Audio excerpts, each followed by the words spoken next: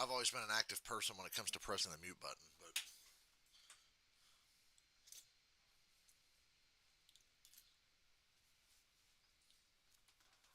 that's just me.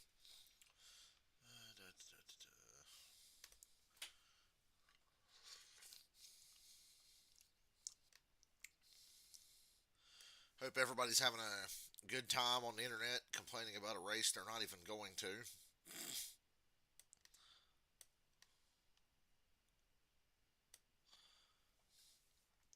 In a country that's supposed to be one of our allies, but get treated like, like a third world country for some reason. I don't know why.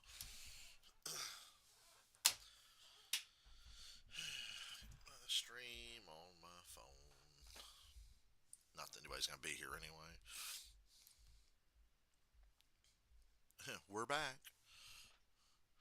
Last week feels like it was 9 years ago for some reason.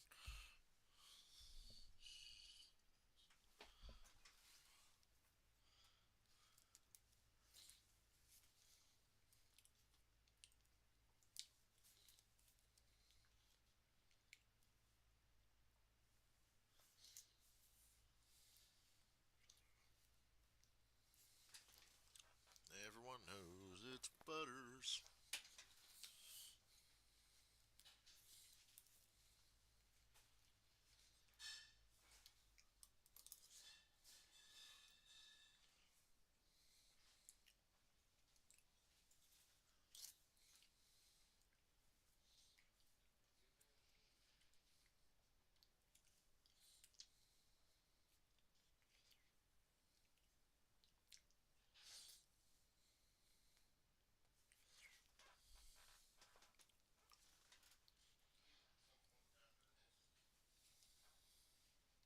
Julie's got you $20. Okay.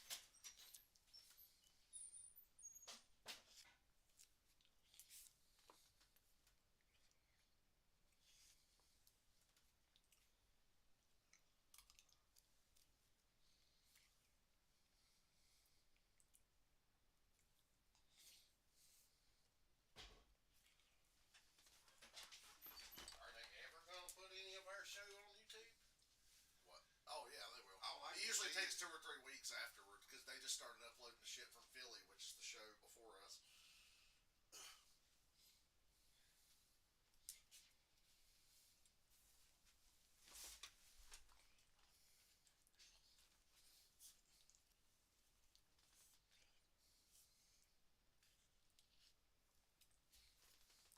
All right, mi hermanos.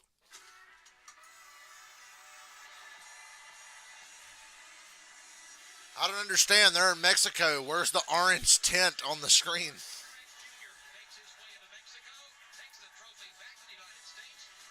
Dirty Mo.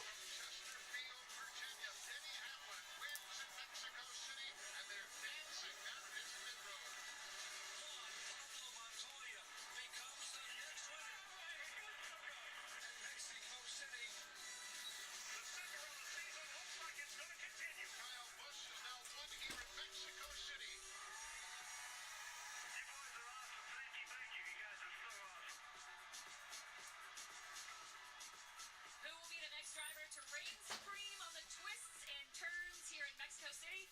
It could be one of the few drivers in the field today, including Ty Gibbs and the number 19 Joe Gibbs Racing Toyota.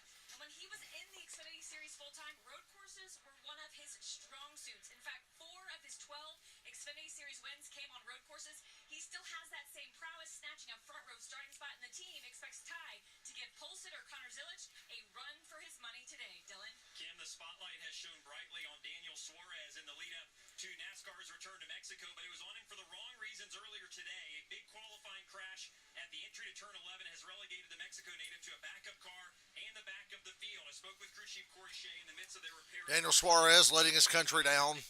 He's been doing that a lot lately. We know he can stay up there. A lot of eyes, Carlo, will be on the 9 car today for many reasons. That's right, and we got the third Cup driver in the field today. He'll be in the third position. That's Christopher Bell. No affiliation to his Cup team JGR today. No help from them either. He's going to be driving. See, I complain about Cup guys in Xfinity, but I like when they do what Bill's doing. He's driving for Sam Hunt Racing. In the road courses, 3 in Cup. If he gets one today, will deliver Sam Hunt's very first win. It's time for the command.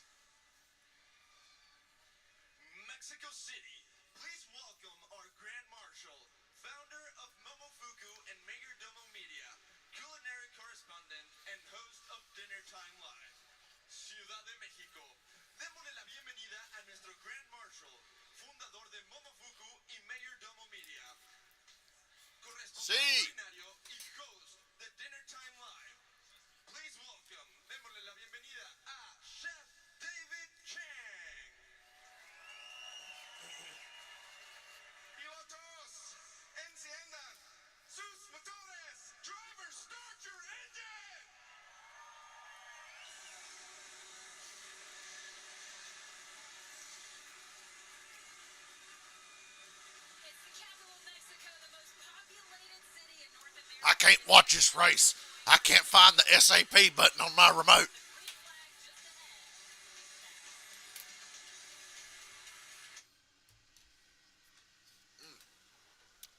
I am well rested and I'm feeling good. I went to bed last night after we got done playing Friday the 13th. Woke up once again at like 7:30. At around 12 this afternoon, I took a nap and I woke up at like 10 after 4, so I've only been awake for about 20 minutes. Got some Chick-fil-A. Now I'm here. I'm well rested. I'm ready to watch a race. I'm ready to talk to myself. I like this racetrack. I remember watching the Mexico City races growing up. I remember the ones I remember most were the ones won by Truex and then Juan Montoya. I seem to just not even remember the Kyle Busch or Denny Hamlin races, but I know I watched them.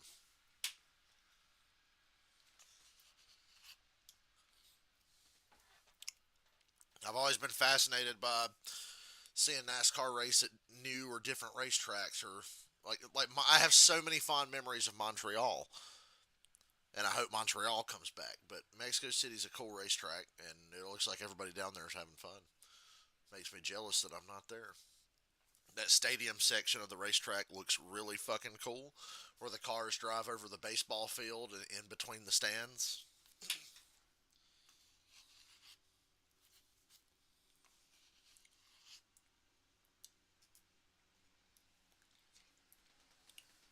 I always say these new racetracks or racetracks in other countries that they'll go to, they feel like fantasy tracks in a NASCAR Thunder game.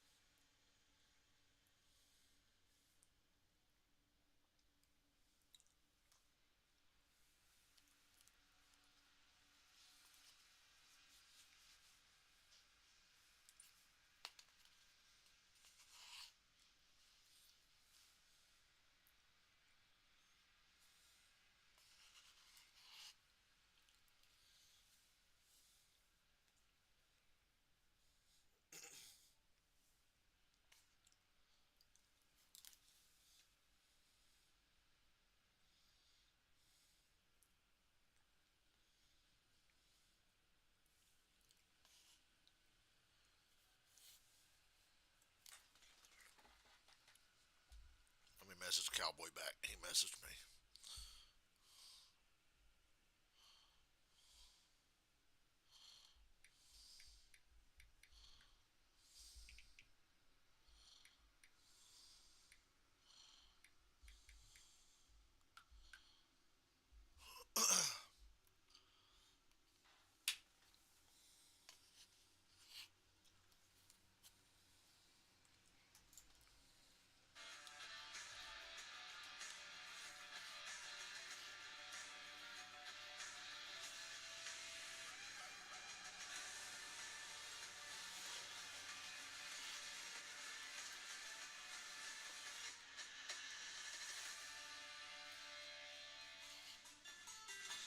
Greetings from Mexico City.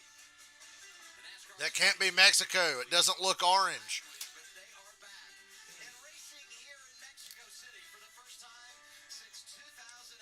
CW Sports welcomes you in to round 15 in 2025. It's our second road course race of the year. How come every racetrack in every foreign country has a cooler name than any of our racetracks? Also, CW sent these guys to Mexico. I thought for sure they'd remote broadcast the shit out of this race. These fuckers didn't even want to go to Rockingham.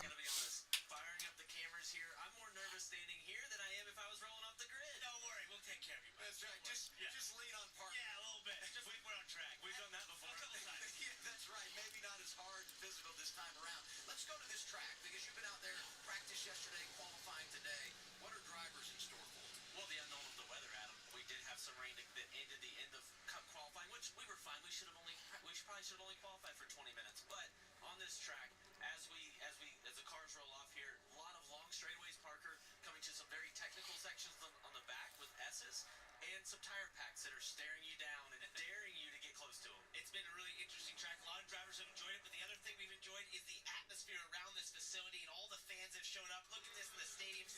It's such a cool looking place. I would love to sit in that stadium section. A couple specific drivers in this field, but really cool to see the fan turnout. The whole city, this beautiful city we've been part of for this last couple days. Awesome to see them turning out here. You reference drivers, and let's go drivers to watch. Junior Motorsports bookending the field today. Daniel Suarez coming from the back in a backup car. Connor Zilic on the pole. What do you see here? Well, the first one you have to point out, the man to beat is Connor Zilic. If he's in a road course in the Xfinity right now, he is the one you're all gunning for. He wins the pole, beating Ty Gibbs by just over a tenth. He was fast in practice. He's really the one that probably has the most to lose if this race doesn't go correctly for him. He's the one everyone's trying to beat. Yeah, well, you mentioned it. Daniel Suarez, that's what everyone's rooting for. Everybody in the grandstand rooting for Daniel Suarez. My teammate, he's been so excited to come down to his home country, bring his sport back. Remember, he drove out of this country to go to America and try to start a career. He's done that, and he's brought now Quaker State back to Mexico with his number 9. Not quite as pretty as it was earlier, but ready to go. Because he wrecked the primary car, Suarez is driving a matte black, plain number 9 Quaker State car. Well, the front row is really easy to take out of, but when I just look in row 2, Connor Zilic's teammate, Carson Quapple, that number 1 car showed speed that nobody expected at COTA. Look for that number 1 team, Bass Pro Shop Chevy, to give them a run for their money as Carson continues to learn. And our most recent winner at Nashville 2 weeks ago was Justin Allgaier on a career year. He's starting the outside of row 6, and Mexico City's own Andres Perez is making his series debut. He starts 16th. Some real good local flavor in the field, no doubt about that. I go to row 11. Harrison Burton. Team is off to a great start. They come in 5 points above the cut line. Big stage point opportunities in this race today. Anxious to watch the 25 car. A couple other Mexican drivers in the field today.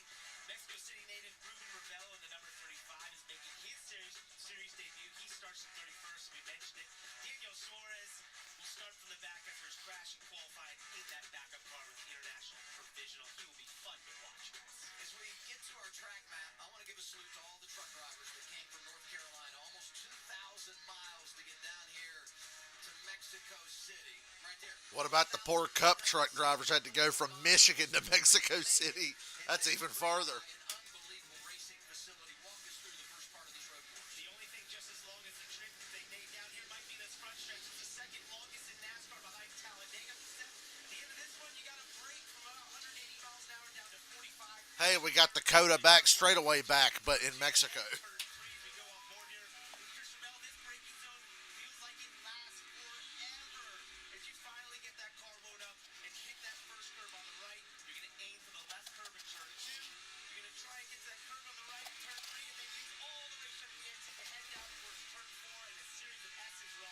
Which then leads us to probably the most tricky part of this track. That's right. You get to the S's, you take a break. It was the alternate start finish line in qualifying. Now it doesn't matter. Turn 11, big break zone. We've already seen cars get in trouble like Daniel Suarez through 12 and 13. Very slow across that rumble strip right there. Need some rear brake here, but you're worried about wheel hopping these Xfinity cars. 26 car locking the left front up. So slow right here. Stadium all around you. Straddling the sausage curve. Into 14, 15 on the front strip. Hope you get off and get a little bit draft down the straightaway. You better get that run off 15 because then you're going to hold the mail all the way down. Probably hear my dad cutting grass outside. Oh, wait, you can't hear anything. Nobody's here but me. Xfinity Series. Hey, Reef, another commercial break.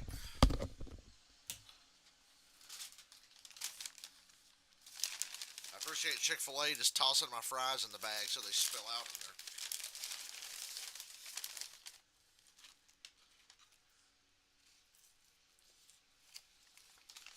My one minor complaint about Chick-fil-A is the waffle fries.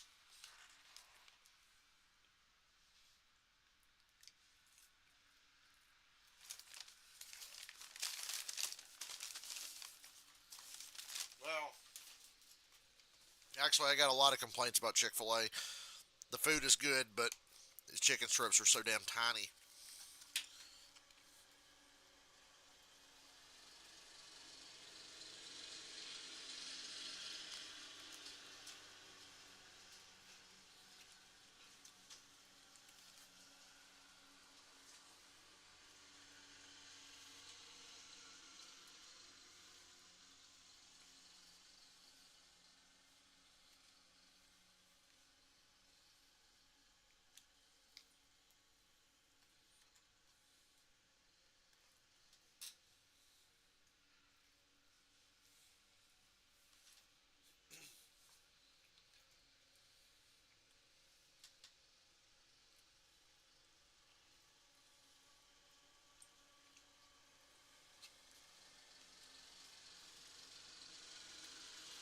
It sounds like the race is going on outside my window.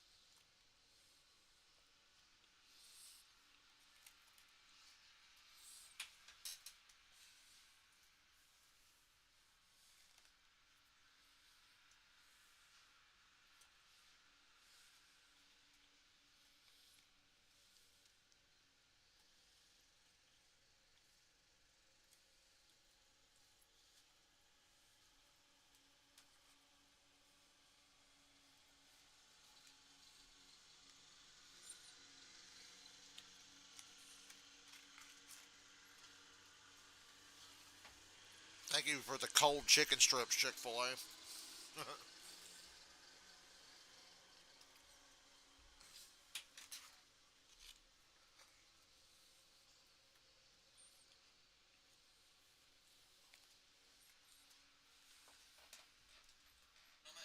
Rodriguez, an incredible racing facility. Built back in 1959, honoring Ricardo, Pedro, Rodriguez, all their success in Formula One. That's Roger Penske racing here in the early 60s. Talk about NASCAR Grand Am coming here. Mark Truex Jr. got to How many times do I have to mow the same patch of grass just outside my window? standing when Formula One makes their way here in that stadium section is spectacular. Let's go down to Dylan Welch. Well, Adam, at road courses, team communication is always a bit of a concern, and having clear and concise radios is always a challenge. The two team of Jesse Love not exempt from that. Take a listen to their recent radio. FYI, boys, we are on the radio situation here, so FYI, boys, we are fucked on the radio situation. That's on Jesse Love's radio. That is never fun. Radio issues. They'll probably get a little red flag for rain here in a bit. Spotters, Ross, but that is disconcerting for the Hopefully they get that fixed. team. They're going to be freaking out trying to get info. As a driver, though, he's become the green. He's got to focus. Tire spread, brakes, Coming to the green. Viva Mexico. Zilich and God's favorite race car driver on the front row. I should have put a bet on old Seabell. Isn't Jesse Awuji in this race? Or am I crazy? I can't remember. We're 3 wide for the lead, 4 wide for third. Got to funnel down here into turn 1. Yee! They made it. The whole front half of the field made it. The whole back. Okay. First 2 turns. Close but clean. Ty Gibbs is the leader. Back in the Xfinity Series with a vengeance today. Quapple and Zilich, the 2 best cars from Coda, are second and third. Christopher Bell, 4th. Dipshit Sammy Smith, 5th.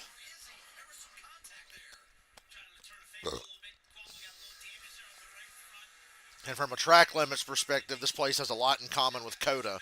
It's kind of hard to officiate.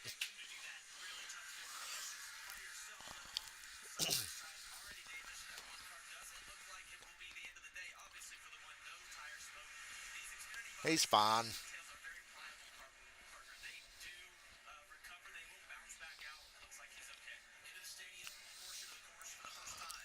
Oh! Sammy Smith almost spun Christopher Bell.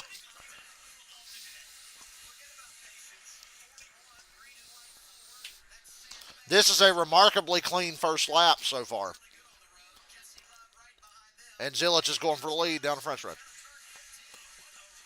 Wow.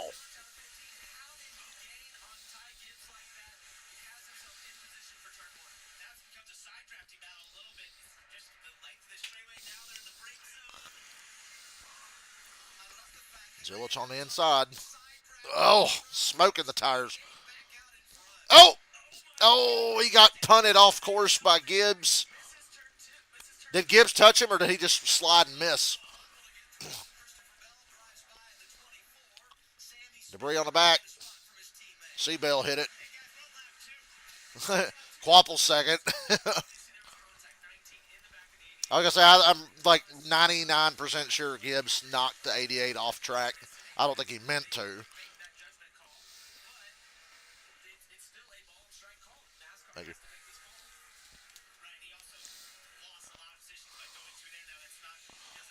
Eh,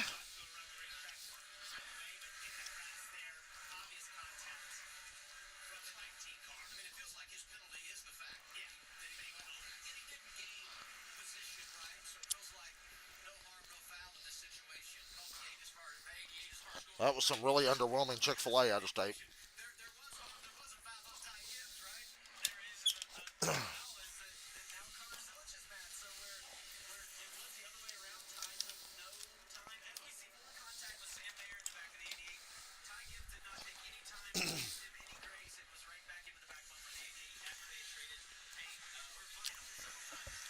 It's okay. Ty Gibbs has God on his side.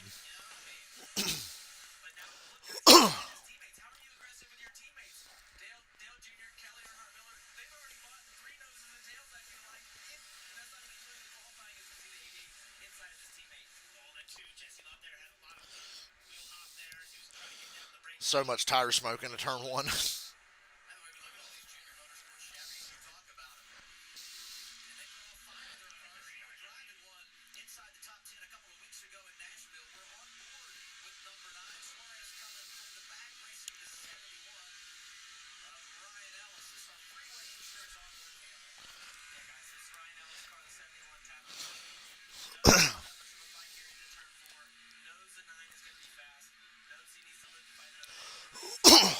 Checking on Suarez towards the back.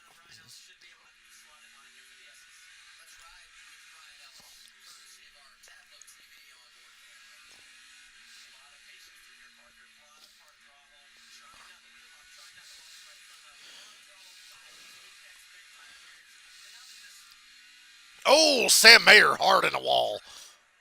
They threw the caution immediately. Wow. He's driving away from it somehow. He hit so hard they threw the caution immediately, though. The hell happened?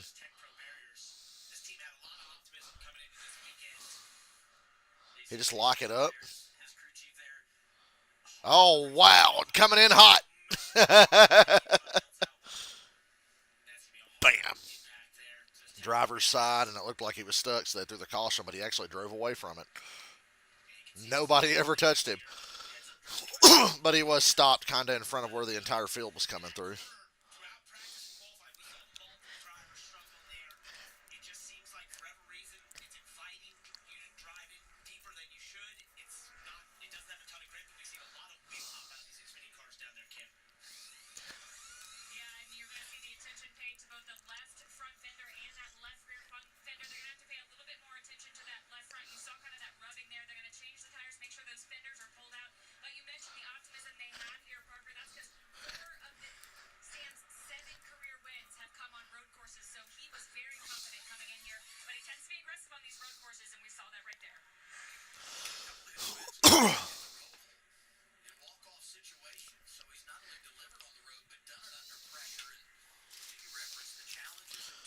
Probably needs to be tested for a concussion after that hit.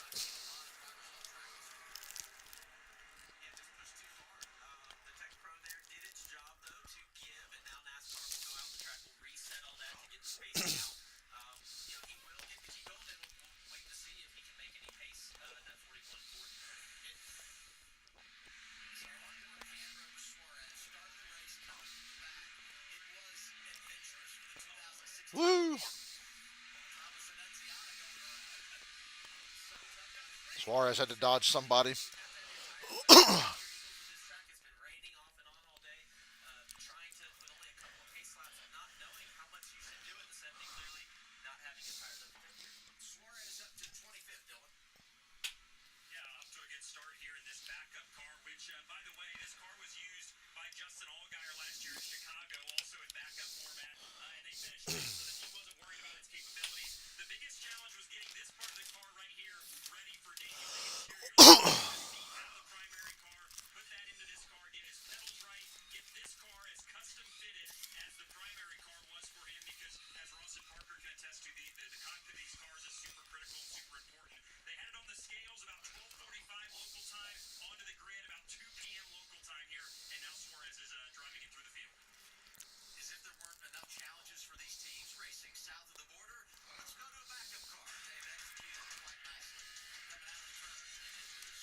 Still want to know why Gibbs ran the 88 off the track on like lap 2.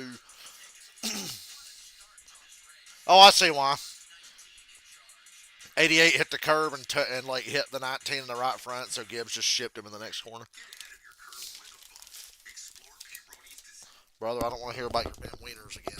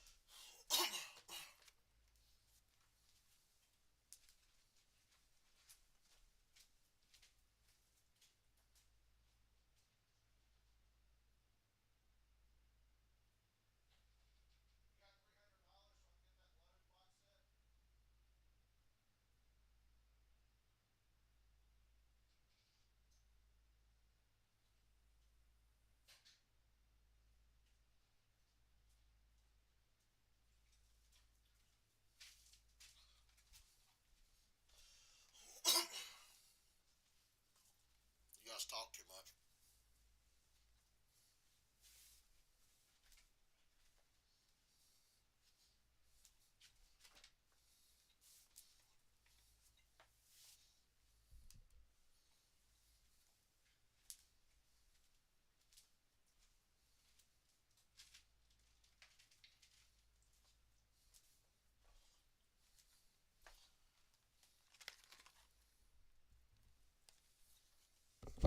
Before I took my nap this afternoon, I played a lot of GTA Vice City. I did the rest of the 100 hidden packages I started yesterday.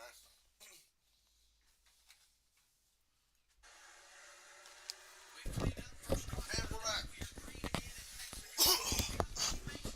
Gibbs did not get a good restart at all. I wish the 88 could get to him right now.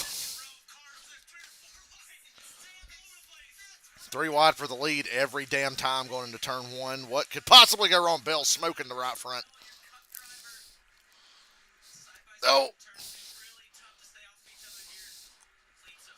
All right, another clean first 2 corners after a restart.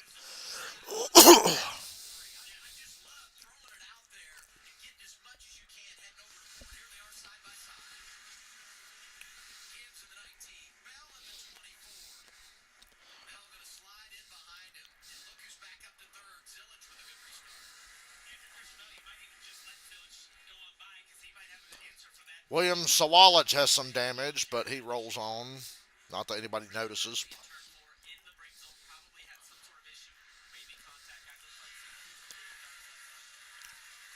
What in the name of track limits are they doing off that corner?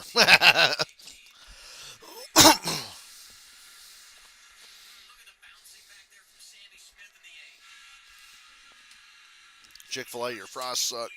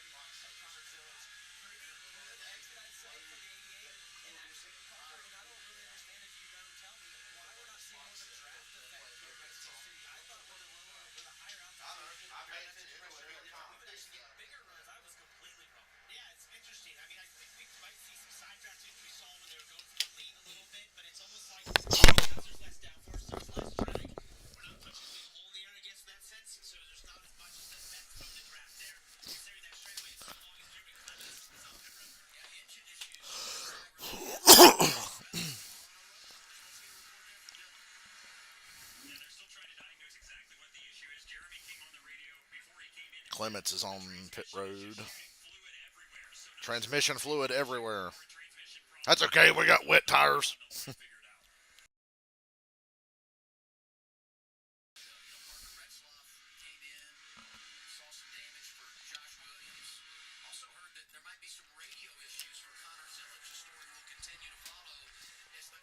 I can hear the boomers now. The cartels are hacking their radios.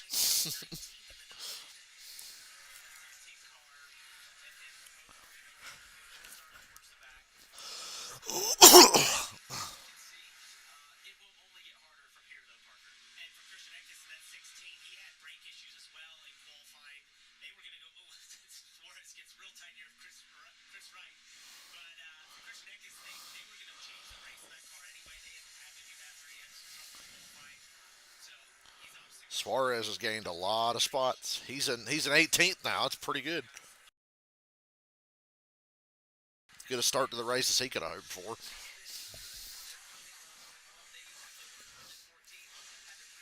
Zillit's going for second on Bell. Gives him an unintentional tap as well.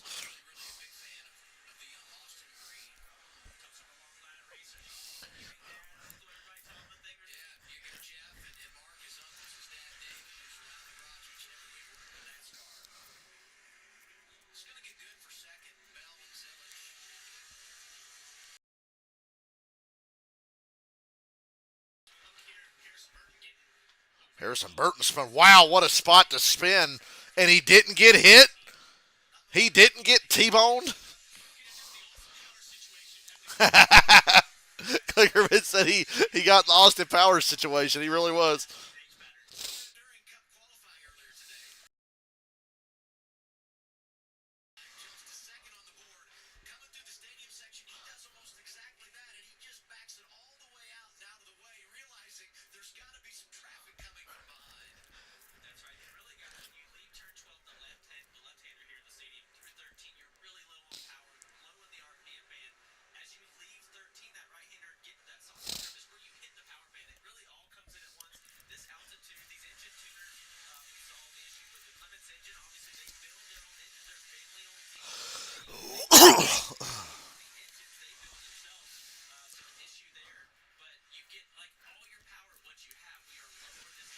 Zillich making another move for second here into turn one. Bell gives him plenty of room. It's really a lot harder than it looks to make a pass in turn one without touching somebody.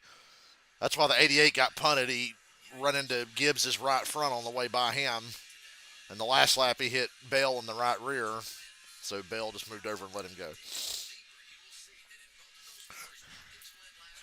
Damn, a tire smoke.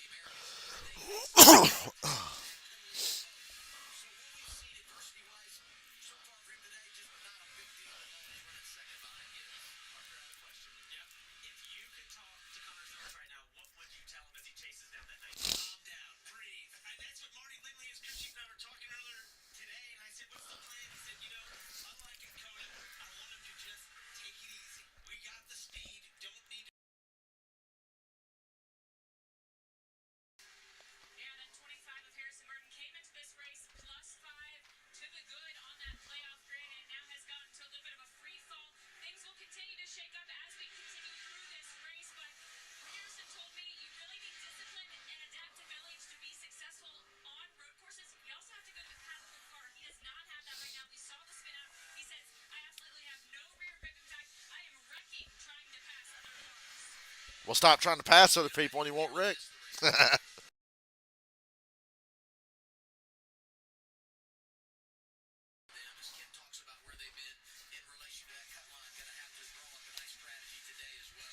Gibbs, Zillich, Bell, Sammy Smith, Love. Zillich closing in on Gibbs for the lead. Coming to the halfway mark of stage one. Really hit him. Take his revenge.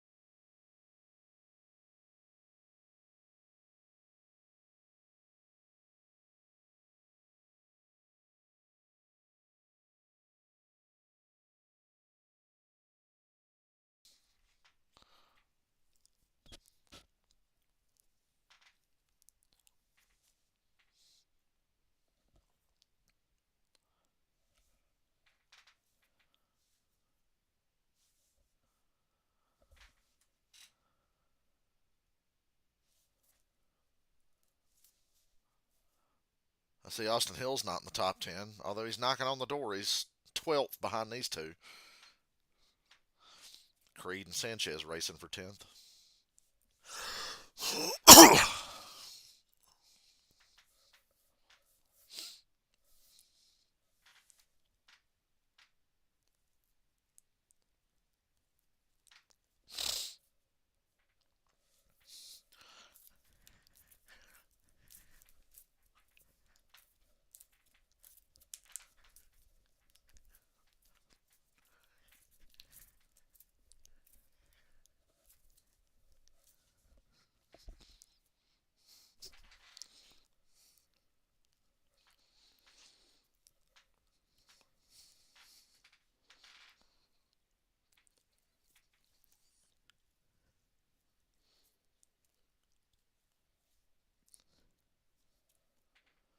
That was a ballsy move by Allgaier.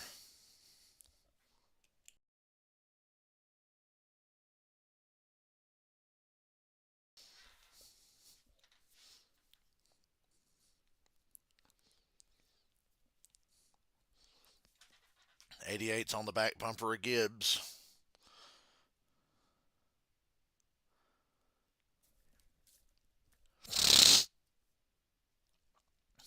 Got a run on him down the front stretch going to turn one. Gibbs is already getting defensive at the start-finish line, running real low.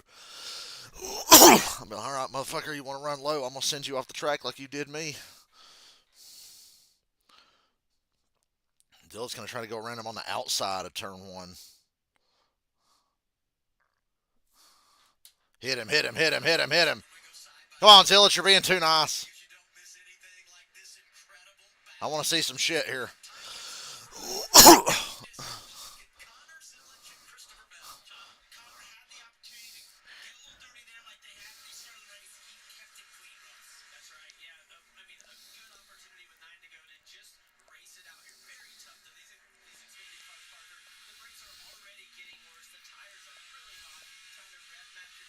This is the short track of road courses.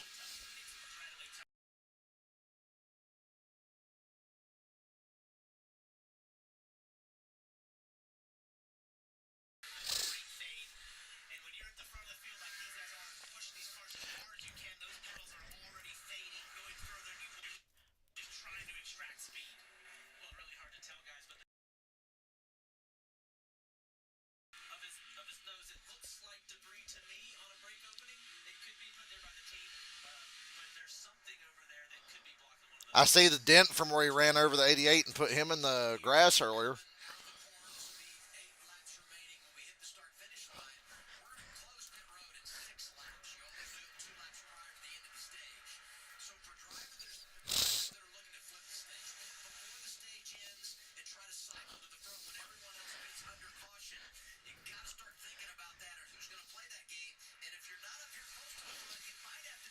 Zillich really kicks Gibbs' ass on the second half of the course all the way through turns 1 and 2. Because he's always closing up on him off the final corner down the front stretch.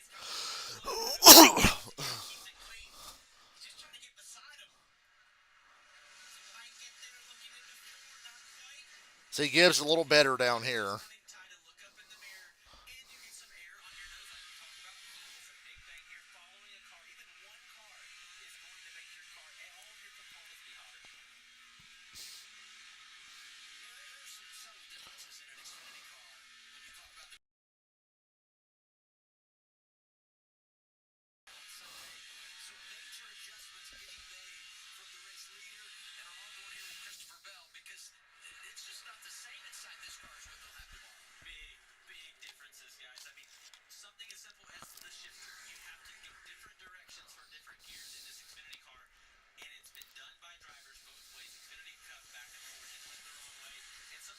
You are hearing the voice of Rothschild. Whoa, Seabill! Spun out in the same corner Sam Mayer did. Four-wheel slide, spun it out. Just barely bumped the wall. He's got a gap here to get going. All right, stay green. Come on, 24, get going. Come on, Bill. He just barely touched that barrier. Bill just drove in that corner. It looked like he hit ice.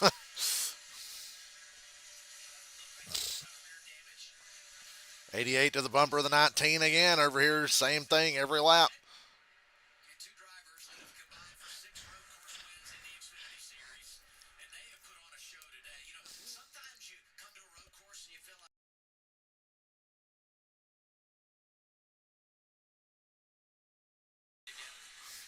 here's Bell. Looks like his right rear guy's just on that sausage grip just a little bit further left. He's following 2 cars. We'll listen here to see if we hear the lead. You can hear him from the back of the car. Slide, pops. Wheel hop. I heard that wheel hop on the replay. You're asking the car to brake at 2 different surfaces and undulations. That can get really tricky. Undulations. It would take too long. We don't have enough laps.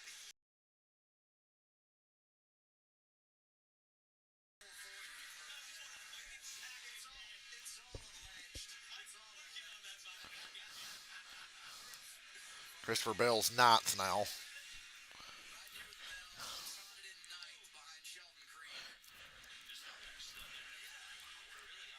Allgaier got really slow there. What was that about? He blowing up or something? Allgaier's got some kind of mechanical problem. Transmission failure on the 7. Allgaier made it to pit road. He and Jeremy Clements have both had the same problem. Clements had a transmission problem.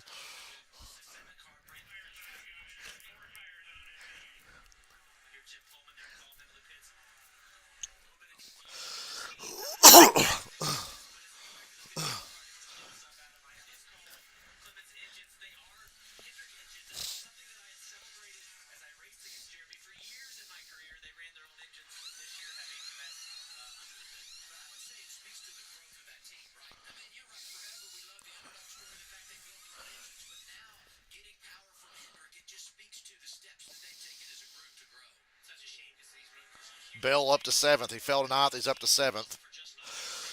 I think Bell's fine after his spin.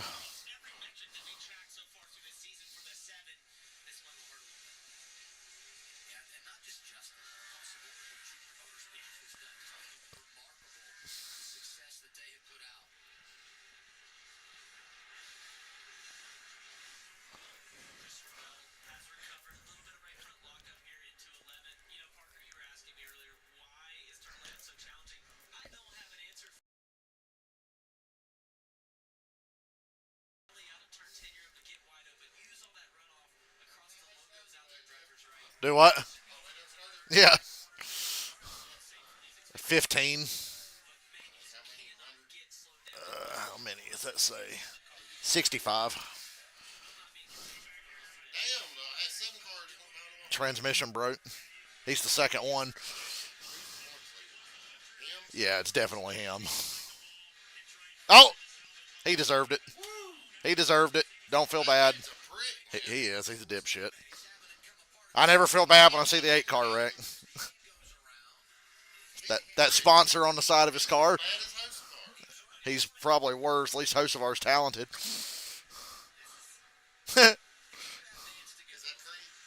Nah, that's a Jesse Love. Jesse Love, who Sammy wrecked at Martinsville. Zilich in the 88 went to pass Ty Gibbs, and his left rear hit Gibbs' right front. So guess what Gibbs did in the next corner? Yeah. Oh, he's already back to second after Gibbs sent him off into the grass. Yeah.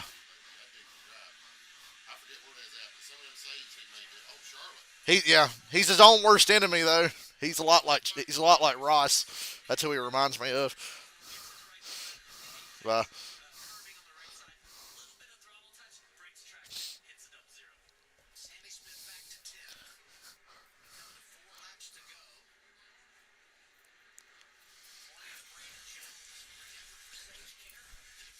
Oh yeah, Sage Karam's in this race, guys. I didn't even fucking realize that.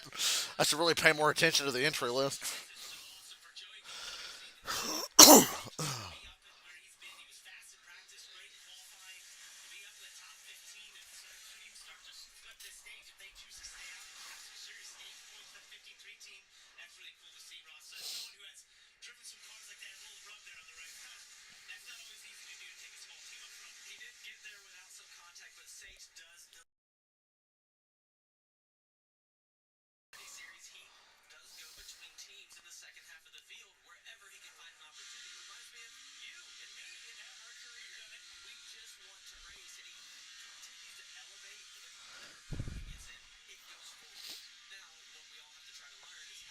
Ozzy, my boy.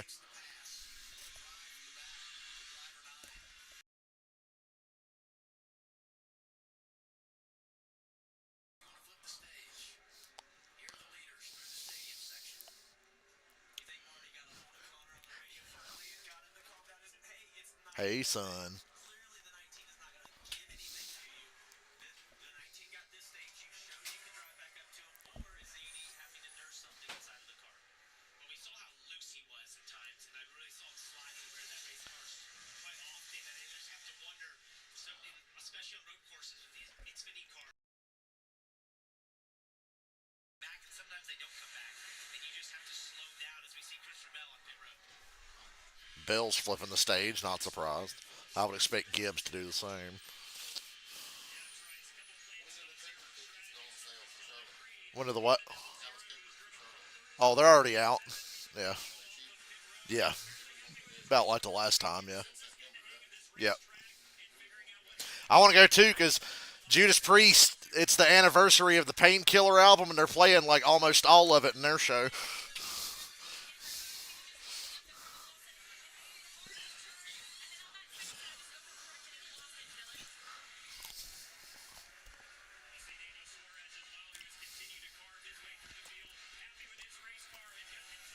Suarez just got blocked in his fucking box by the 26.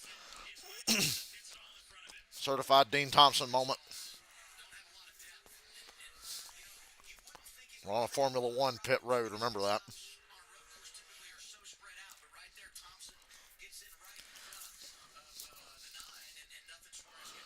Oh, wow. Owen Wilson in the booth today.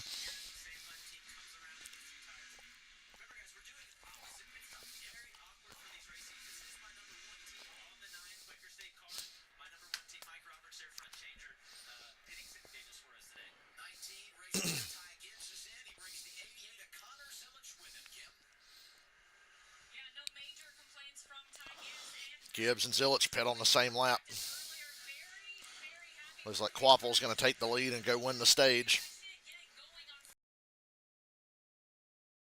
Since he doesn't have a win yet this season, that would probably be a smart move for Quapple to get those points. They've had some good finishes get away from him. He should be a lot higher in the standings than he is. Should definitely have more points. And the 88 is going to beat Gibbs out of the pits.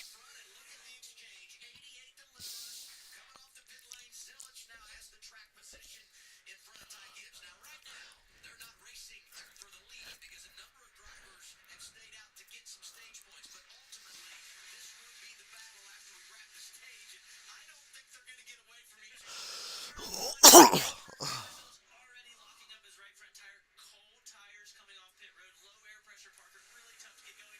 These two guys should just ride, but they're not going to. And you saw Ty Gibbs weaving as he went into turn one, trying to work in those tires as quick as he could. He wants to get back at the 88 here. Yeah, usually when you come out of this scenario, you sort of take it easy, take care of the car, know you're going to flip the stage at the end, and get it from the track position. Not the case with these two. So now that they've made their pit stops, it's cycled the car. Quapple, Love, Taylor Gray. Coming to one to go.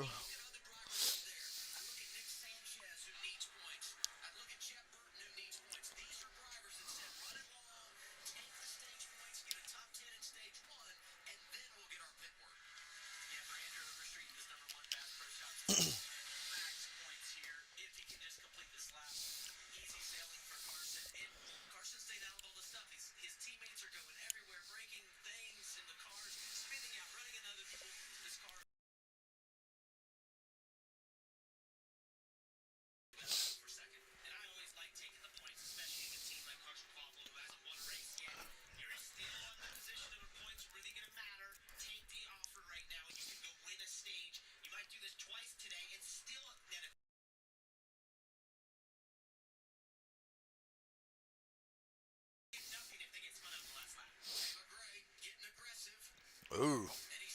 Banging doors for second place in a stage. You going to take that, Jesse Love?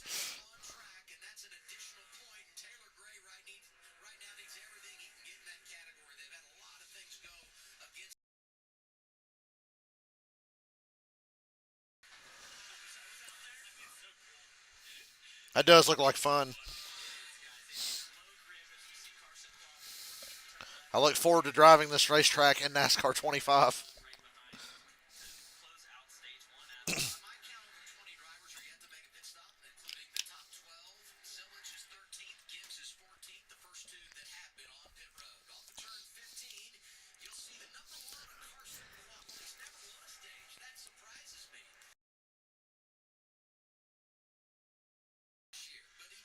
Carson Kvapil wins stage one. He takes the points. Taylor Gray, Jesse Love, second and third. Austin Hill, fourth. Sanchez going to hang on for fifth over Brandon Jones. And then I think Zilich will cycle through to the lead when everybody pits, and Gibbs will be second.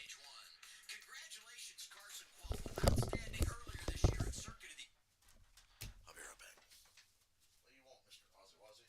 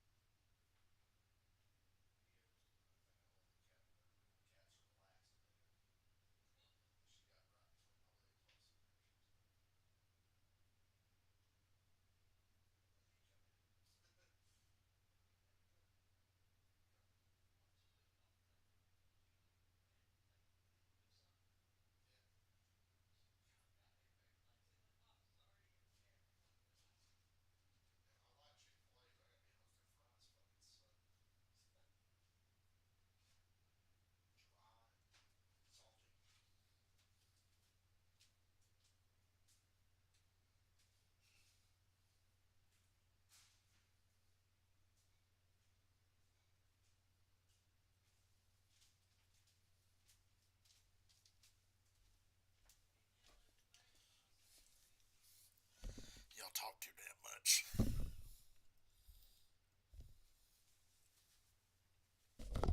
Don't worry, I'm here. I'm just going to get a drink during a commercial. Excuse me.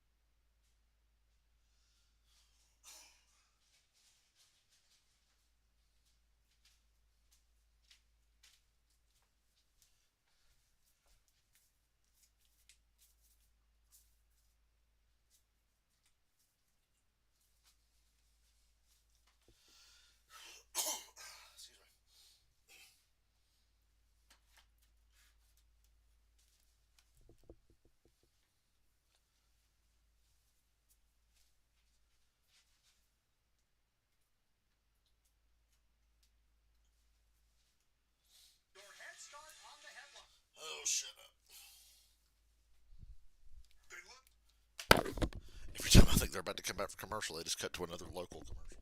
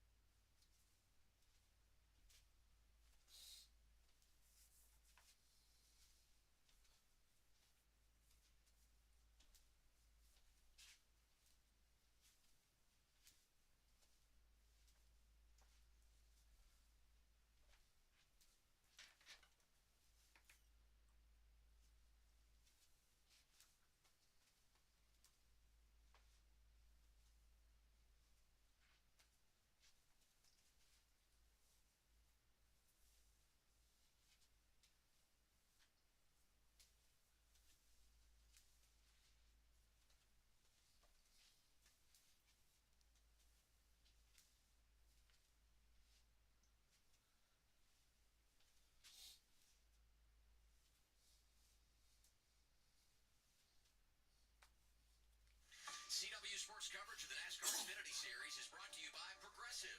Save when you bundle home, auto, and motorcycle insurance. Visit Progressive.com. Toyota. Remember when Denny Hamlin won Mexico? And by Golden Corral. Golden Corral honors our nation's heroes. Most drivers that found their way to victory lane with the NASCAR Xfinity Series came to Mexico City from 2005 to 2008.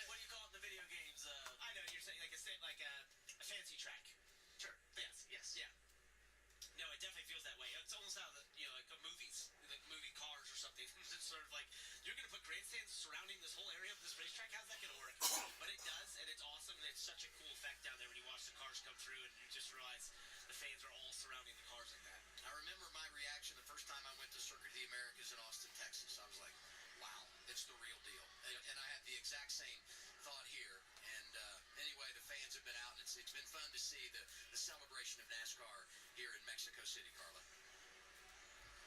Absolutely. And how about a little history lesson? The Autodromos Hermanos Rodriguez road course built in 1959, but it didn't get its unique name until 1973. If you know a little Spanish, you know Hermanos means brothers. Well, these are the two brothers that this track is named after. This is Ricardo and Pedro Rodriguez. They had a ton of success in a lot of different disciplines in motorsports, even had a brief involvement in NASCAR, but they got their name for being the best Mexican F1 drivers in the 1960s. They are truly motorsports legends here, and especially in open wheel racing. And still, Adam, they're considered to be the heart and the soul of the country. Yeah, it's wonderful. And Are people on social media still melting down about a race being in Mexico? Or? in Mexico and overall here at this wonderful facility. And now we take a look at our Race Fit Health Report. It's all about Daniel Suarez, brought to you by Tree. I love that we always do this, right, every race, and we put the measurables up there, 5'9", 168. For a NASCAR driver, it seems a little bit crazy to me to do that, you know? Well, you know him best, better than some of us, probably. Right? This is. The rain is holding off for now. That's good. Potatoes. He likes his sliced. I like racing in the rain. I don't like having to stop The organic. and red flag it and wait for the rain to not be heavy. That's good. Add some broccoli. Yeah, some vegetables maybe. Nothing, not too many spices or sauces for me. Watermelon. Yeah, I like that too. Just slid it right in there. Thanks. Hey, let's do our race break, brought to you by Safe Light, the auto glass experts. And this one all about the guy we just showed, Daniel Suarez. So in qualifying, goes into the barrier there in turn 11, has an anxious moment starting in the back of a backup car. Oh, the 25-minute stage breaks on road courses. I could not figure out where the damage came from now, unfortunately, because that timing line is something that's very odd, the white commitment line versus the yellow speed line. But guys, do you think that Safe Light would fix that practice car? No. It probably could.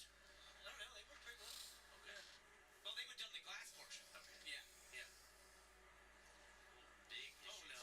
The 35 blowing up or something under caution. Yes. Oh. That is a shame for Ruben Ravello. Hey, little Yeah, from Mexico City, 37 years old, has a Mexico Series title on his resume, 26 career wins in the NASCAR Mexico Series, and making his first Xfinity start today. Hate to see that. You know, guys, whenever you think about local kids, local drivers, when NASCAR announced this race, you know that they saw it online and they're asking anybody they know, how can I race in this race? And unfortunate end for him today. Yeah, he finished third yesterday. And, you know, a couple years ago, the NASCAR Mexico Series came to the LA Coliseum as a part of the Clash weekend. And I had a chance to be a part of that broadcast. And it was so cool to go in that garage, the NASCAR Mexico Series garage, knowing that's where Daniel Suarez came from. And to see so many folks like Ruben and Andres Perez and all of those that have competed throughout Mexico and now have made it on a very national stage. Progressive Pit Road is open. Scheduled stops here as we've ended stage one. First one in, Carson Quapple, our stage one winner. Here's Dylan Welch. And let's talk about Jesse Love. The two teams still having radio issues. The front stretch is the only section of the track where he and crew chief Danny Stockman can communicate. Jesse's report on the car, he needs forward and lateral drive, tire change, track bar adjustment, and an air pressure change on the 210. As we see that 54, that black and yellow 54 of Taylor Gray said fighting lateral a little bit free. Other than that, very good. Also in stage one winner, Carson Cropple, little free. Track bar adjustment helped lateral. Max points was their goal. That's what Andrew Overstreet Little EO's being cuddly. The race off Progressive Pit Road. That's going to be the two of Jesse Love that gets a couple of positions. Quapple drops one, +3 for Brandon Jones. Taylor Gray went back to fourth. Austin Hill was fifth off the pit lane. Somebody lost a tire on pit road. We'll reset the running order. Then we're going to go to commercial, and in about an hour, we'll be back racing because stage breaks are stupid.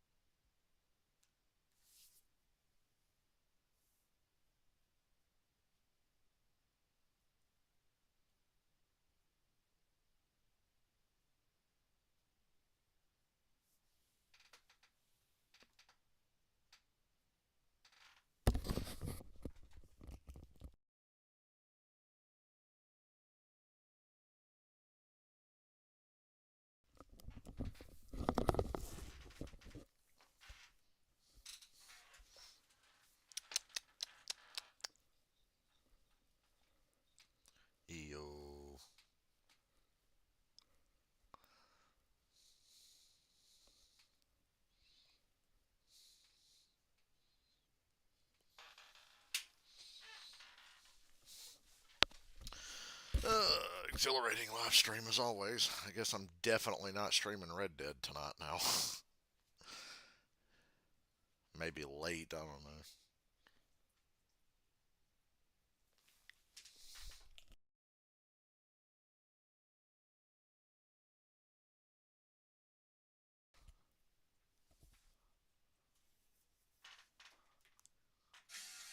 Talk about passionate sports fans. We got them here in Mexico City. We've had the Olympics here, the World Cup, obviously Formula One, and NASCAR this weekend. Cup Series going to race at this circuit for the first time tomorrow, and the fans are out. And this with some questionable weather. We've had some sprinkles throughout the day. At times we've just had straight rain, but they're fighting through it. They wanted to be a part.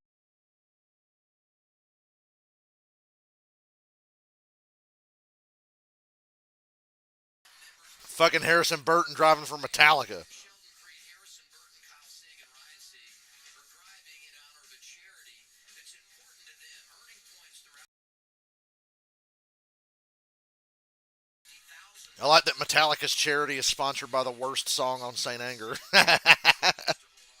All within my hands. Although that remake of All Within My Hands for S&M was pretty damn good.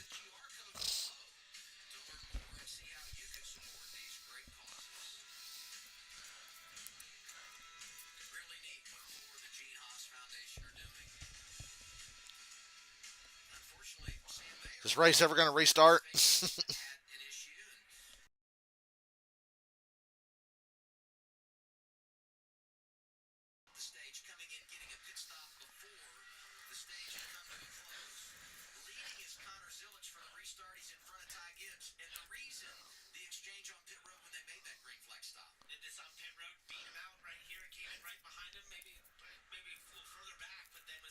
All right, we're coming to the green, it looks like. 35 years later.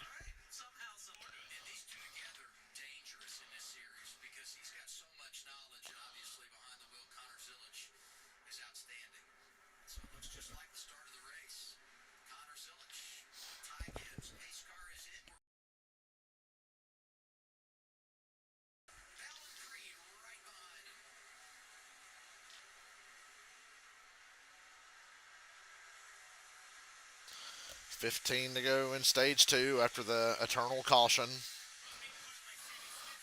Fucking 3-car draft going to turn 1. Now they fan out at the end of the straightaway. Bell got in front of Gibbs. Illich has the best line going in here. Damn, Gibbs fell all the way back to 5th. He's struggling. He's getting ping-ponged around right now.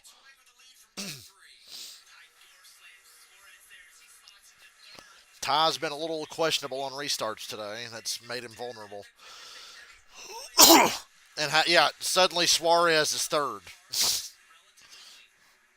Got a little more damage on the front, but he's fine.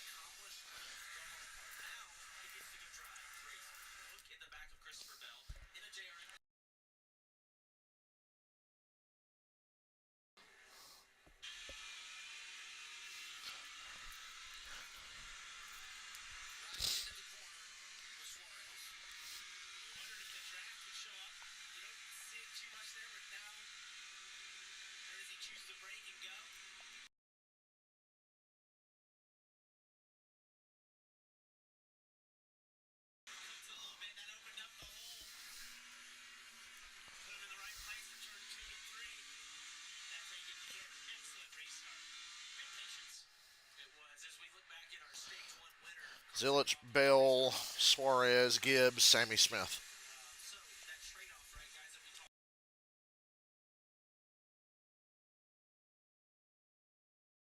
balance coming back around.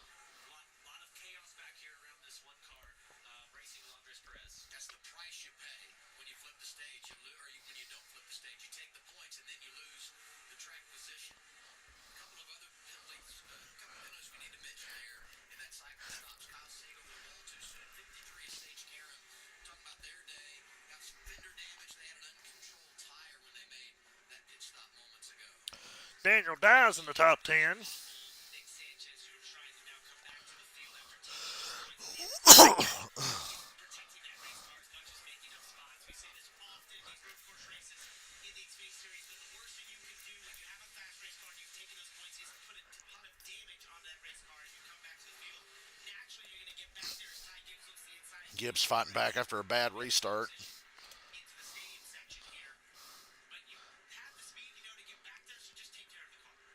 Suarez has always been a big supporter of Ty Gibbs, but I'm also enemy goes. Gibbs has got to be careful right here, As his teammate, I've been both. Okay, we've had our times where we've been both, but man, these fans love it with Daniel running up front. A lot of celebrations in the grandstands. They see that front Barely has a nose left on the 9 car, but he's doing good. Adventurous weekend, I would say. because they had the spin, and they too have worked their way back up into the top 5 as Suarez continues to try and hold off Ty Gibbs. Yeah, for this 9 car, Corey Shea leading as the crew chief. Not quite as much pace as it's his first time up here. Maybe they've made adjustments based on what he felt back in traffic and from Oh, practice. 5 car got spun. Not Chris Wright. He's all the way at the back. That shouldn't be a caution. Major contact, so I think we'll stay green here. Only 2 cautions Still green. so far this afternoon, and then 1 to end the stage. Austin Green did us all a favor and spun him out. Gets into the 5 with Chris Wright. But the unfortunate thing for the leaders is that just means they're going to catch Chris Wright sooner. Most likely they were side by side enough.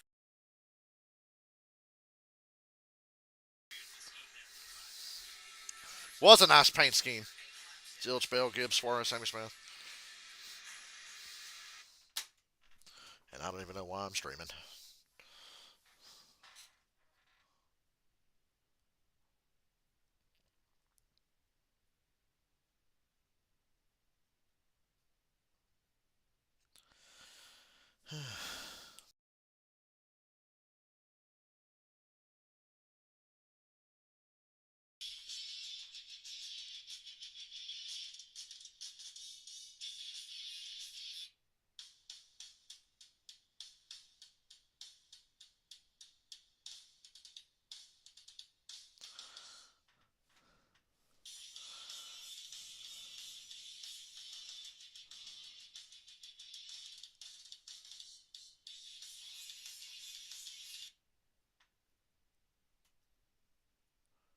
.42's got damage and he's coming to pit road.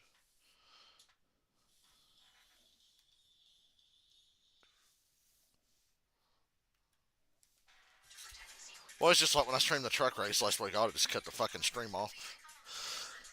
There's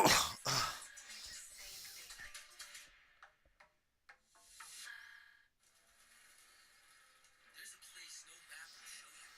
A secret spot. A high-performance hideout for cars that crave chaos.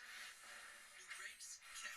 Just realized I've had it unmuted during the commercials because that's how little of a shit I give right now.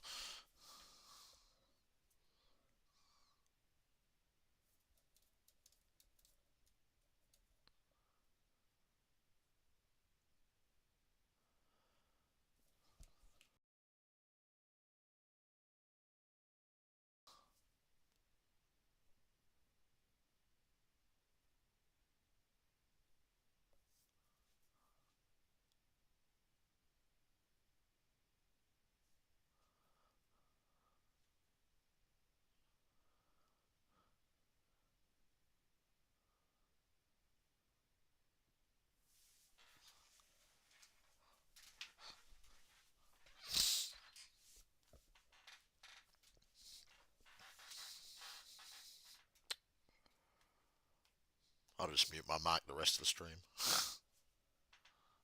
Oh, we got some help there.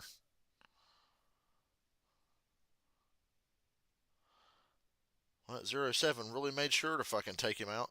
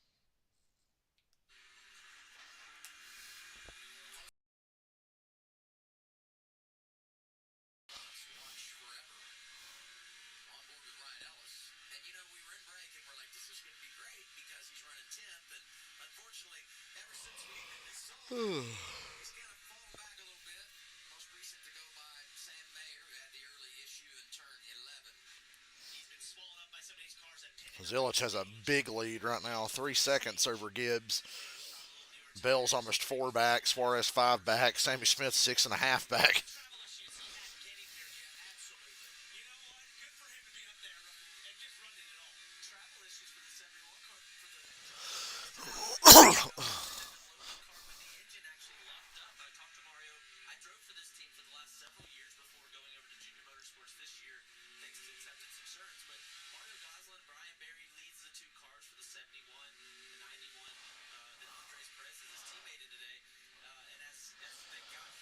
Austin Hill's got a flat right front under green. That just breaks my heart. Second car, Alfredo had a flat tire, and now Hill's got one.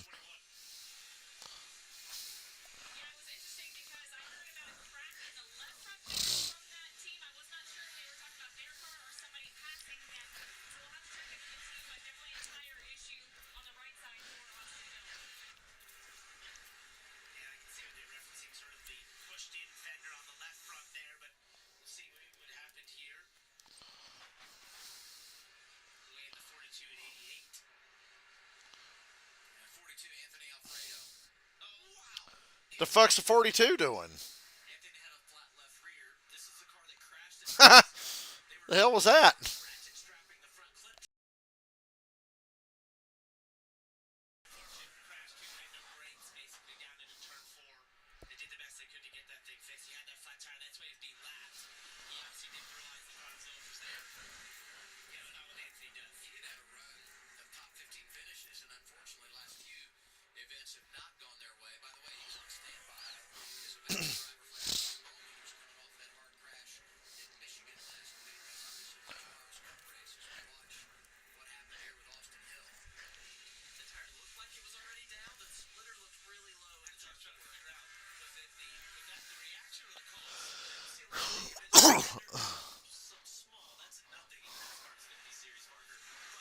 In the NASCAR Xfinity Series.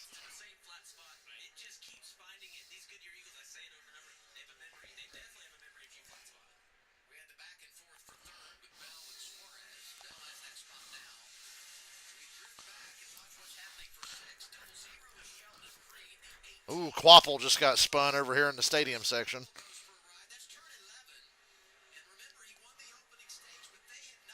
Turn 11's been where a lot of the action's at today. And then down here in 12.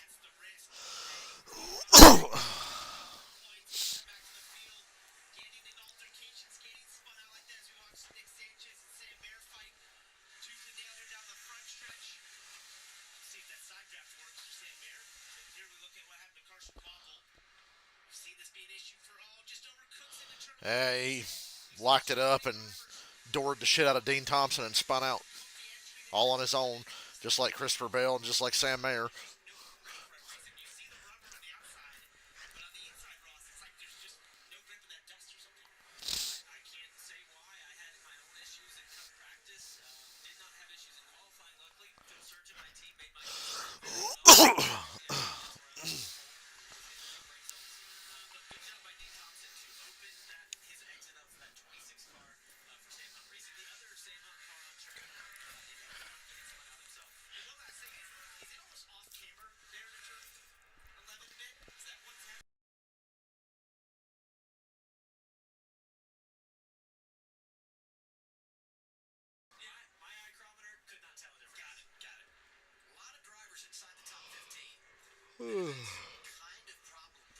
Zillich, Gibbs, Bell, Suarez, Sammy Smith, 8 to go, stage 2.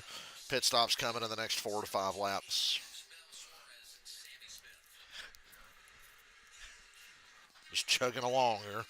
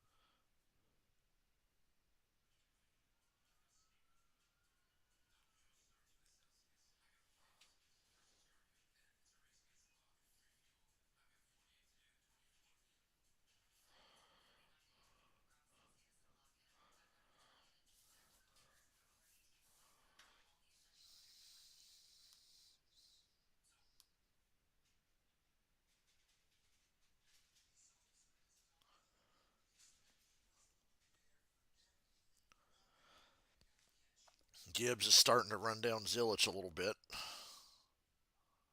They're actually in the same camera shot now.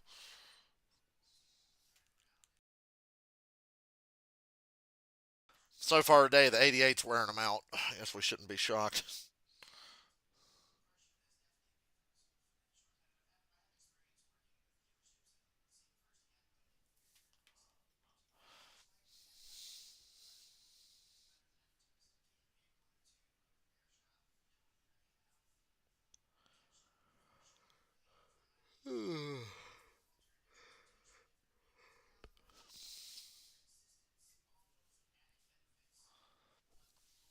In stage 1, when Gibbs was out front, he was faster than the 88 at the end of a longer run. He kind of drove away because the 88 got back to his bumper and then Gibbs drove off.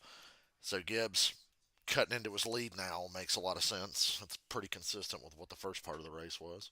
It's just the 88 jumped him on pit road and has been the leader ever since.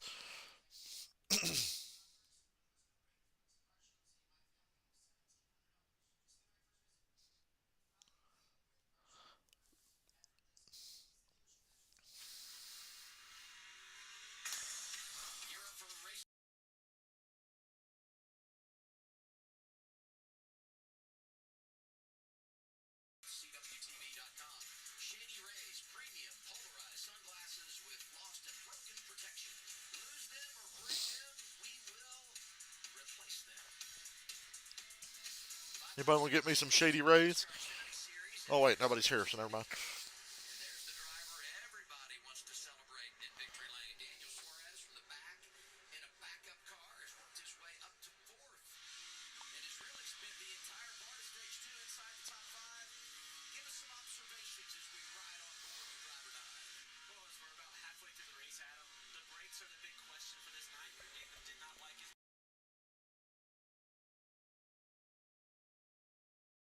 able to do a lot of finesse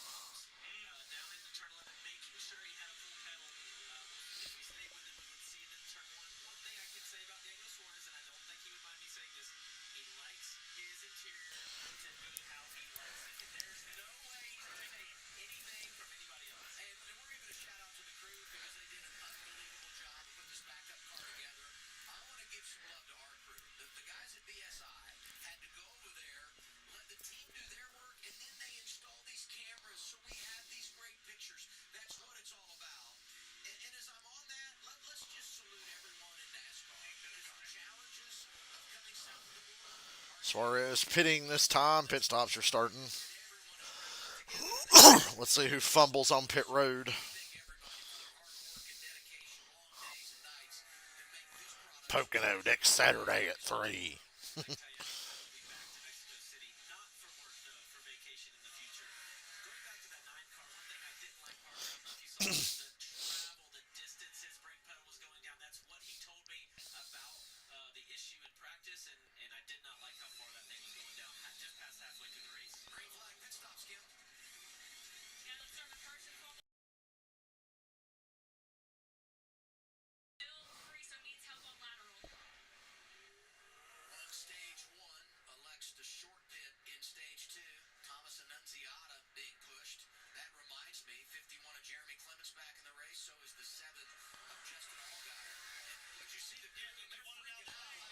Did Christopher Bell just spin out or break? Oh, he's got a transmission, I think.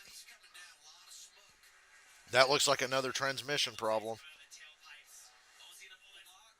Yo. Well, Bell made it to the pits, but he's not out of the way yet. This might be a yellow.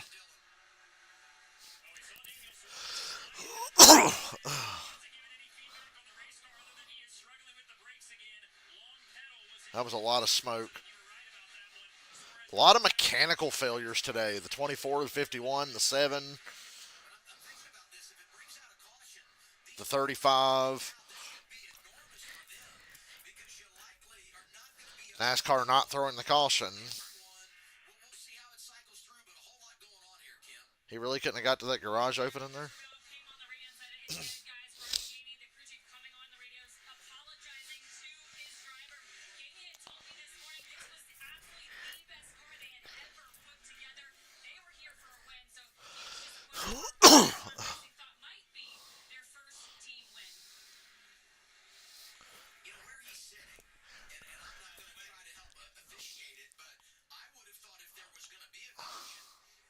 '88 and the 19 are pitting.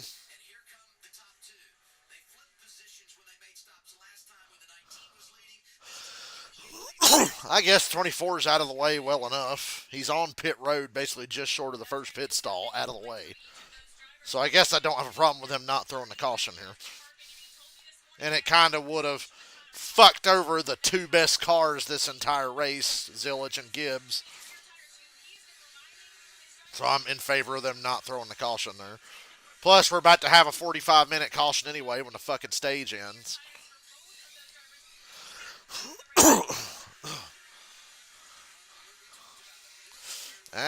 Slow stop for the 88, but he's going to hold the lead with that first pit stall, but just barely. They're side by side here for what's going to be the lead. Gibbs actually got up through the gears quicker, so I think Gibbs might actually get in front of him.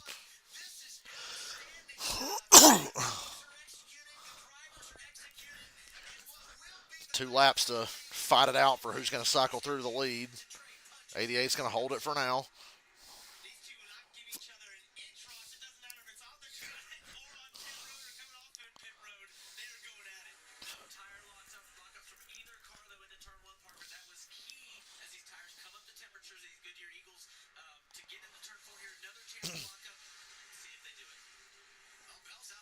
Bell got out of his car and left. He got tired of sitting there, I guess. Well, pit road's closed anyway. He can get out.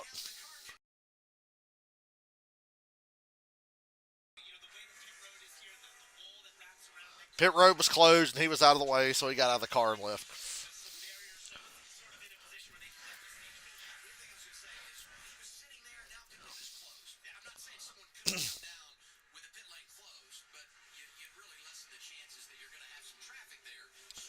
Well, Sammy Smith's going to win a stage here. Zilich and Gibbs are 9th and 10th, so the top 8 stayed out for the points. Everybody else pitted here. Flip this.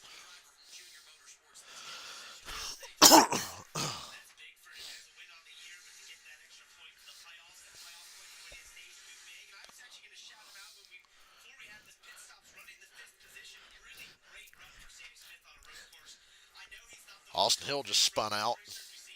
Looped it back around. He's having a tough day all of a sudden.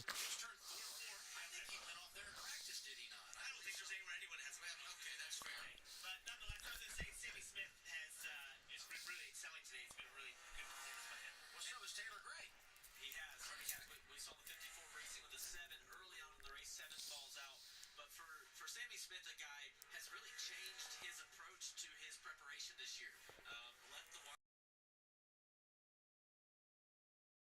Ricky Stenhouse and a group, and just wanted a kind of a reset. And I'm friends with him, and we train together. We still ride bikes together every now and then. I'll use a cold plunge. He runs that cold plunge. So cold, guys. It got miserable in there. Yeah, no thanks. But obviously a stage win here. Good points for this 8 Pilot Flying J and Chevy.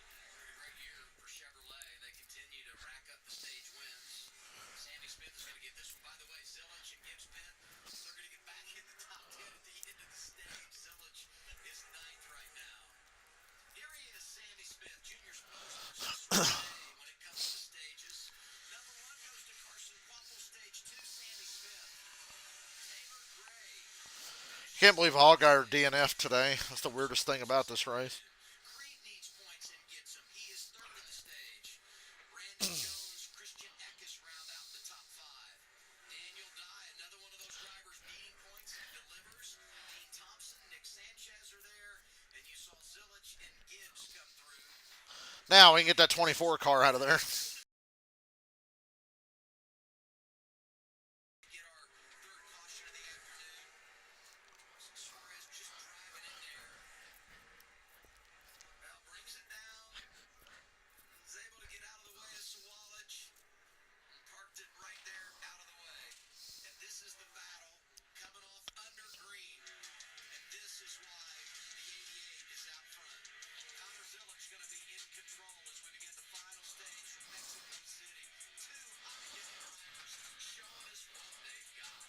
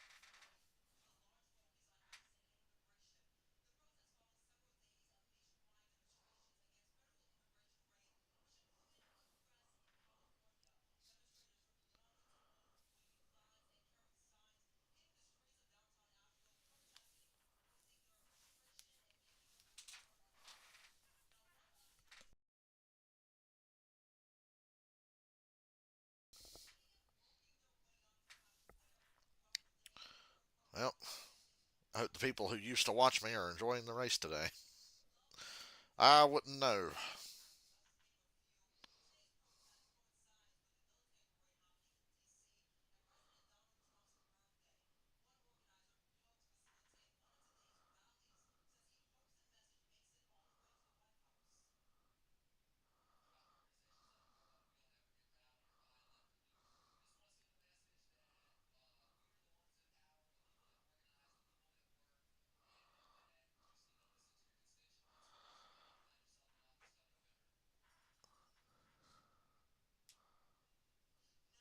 Oh shit, Allgaier didn't DNF. Allgaier 7 minutes ago came back out on track. Shout out to Brock Beard.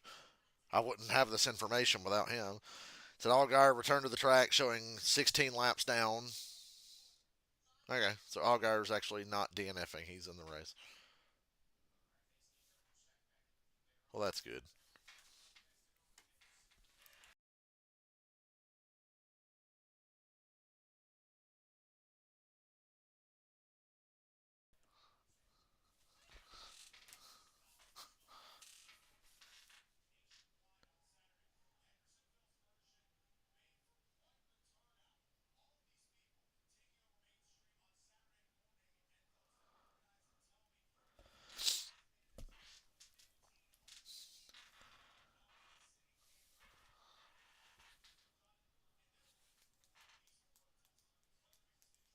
A legendary 6-inch sub chips in a drink. My Chick-fil-A was so bad earlier, I kind of wish I went to Subway, and Subway pretty much always sucks. All set and ready to go. Final stage, Mexico City, for the NASCAR Xfinity Series. Racing here for the first time since 2008. This venue is just unbelievable. It has not disappointed. And the racing has been amazing. It really has. It's been awesome. Christopher Bell out of the race, Dylan. Yeah, tough break and tough way to end it for the same Hunt Racing 2014. Any indication that anything was going wrong before it all did go wrong? No. With the H battery. So, I was worried about that coming in, but no, I don't know. Just let go and getting into Hello, Missy. so it's a bummer. It's obviously it was going to be a really good run for the Sam Hunt Racing Group. I turn around and EO's going, meow, trying to get my attention. EO. That needed to be a little bit better. Clearly, the 88 and the 19 are the fastest of the field, but seemed like we were the best of the rest. Thanks, Christopher. That was hilarious, I thought, actually. I mean, with that little smile, just a quick reminder. Well, what has Ross been telling us? That's right. Between those two gearboxes. It's tough, and he didn't want any questions going into tonight. He answered it for his team and everybody at Toyota and everybody.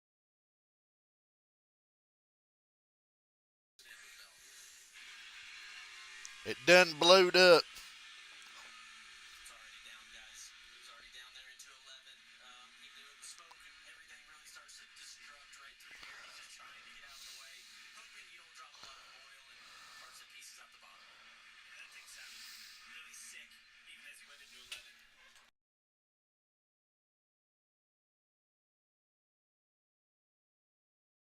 But I love seeing Bell and these guys come and do this. It's so awesome. Getting ready for pit stops here as we end the stage. First, let's check in with Carla. Yeah, Adam, what a cool venue this is here. Right, 110,000 seats all across the road course. But this area has to be the most special, right? The stadium being where a majority of those seats are. And we're You my little bit. EO. really well. You've got seating down there for concessions. One thing I wasn't really expecting, all of the fans that are lining the fence down there, trying to get as close to the action as possible. It's really that area that gives you that F1 international feel, Adam. It really does. And, you know, Well, we're on an F1 track, so that would make a lot of sense. just manufacturing your own track, right, with imagination. That's almost what this place feels like, especially that stadium area. It just doesn't seem real when you look at that bowl that's created around the race cars as they come from 11 over to 14. And when you're flying in here, it's in the heart of the city. You see it when you're flying into the airport and realize, like, we are in the center of this city right now. He said, damn, doesn't he know there's kids watching? And now we take a look at the race fit health report for Daniel Suarez, brought to you by Red Street. All right, once again, do it closest. Can we test all this? We can. I see him working out on Instagram all the time. It's pretty impressive. Yes, him and Julia they do document a lot more than I do. Oh, God.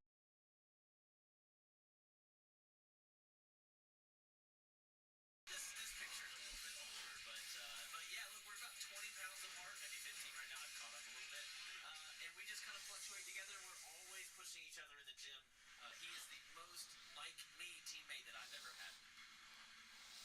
How about Chevrolet has won 25 of the 30 stages this year, and Junior Motorsports, who's been in control of this race, is going for their fourth consecutive win on the road course.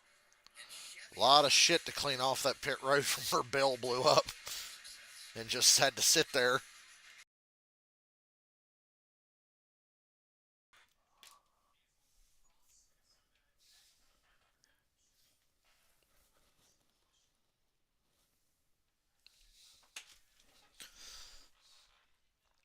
I need to check DraftKings. I need to see if they've posted odds for the Cup race. I'll do that later.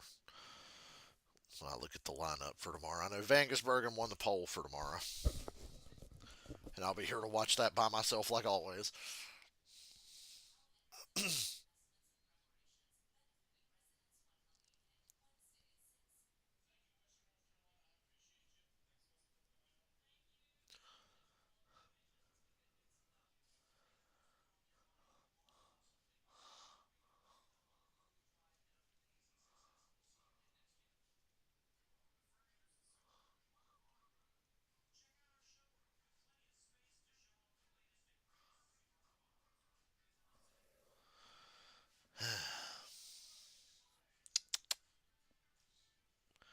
Yo.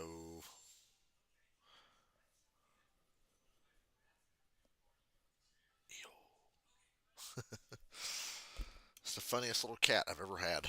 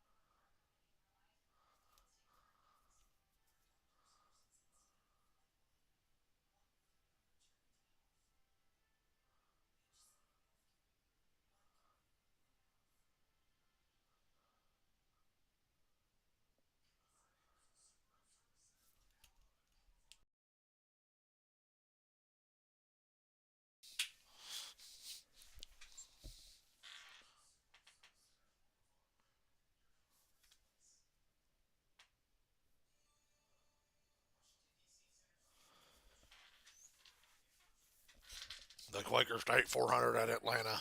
Hope Dylan knows I'd still like to go to that. Dylan, if you're out there, you're probably the only one that's ever listened to anything that I've said today.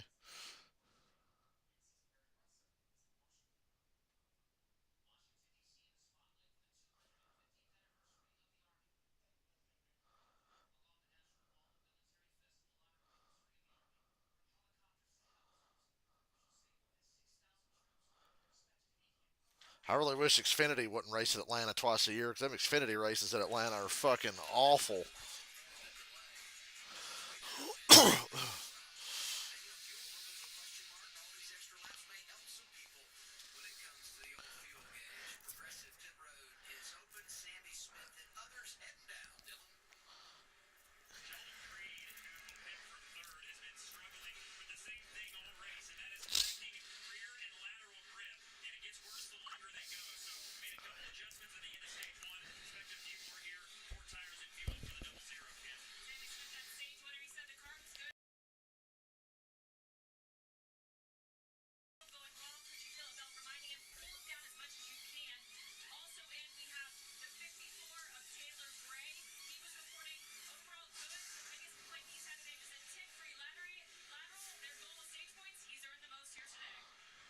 Taylor Gray wins the race off Progressive Pit Road, jumps in front of Sammy Smith. Now, a reminder, this is not for the lead because some of those drivers that had made pit stops under green flipped the stage. They will cycle to the front.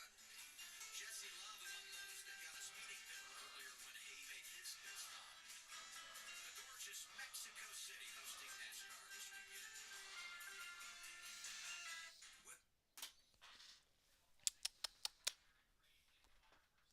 Yo.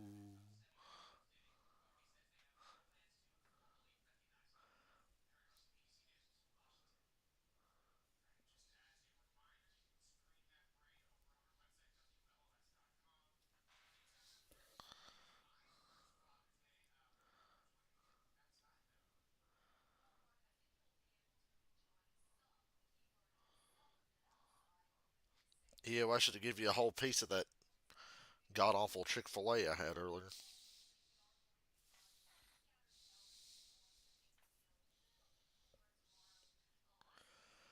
It wasn't fit to eat, but I know you would have enjoyed it. Yeah.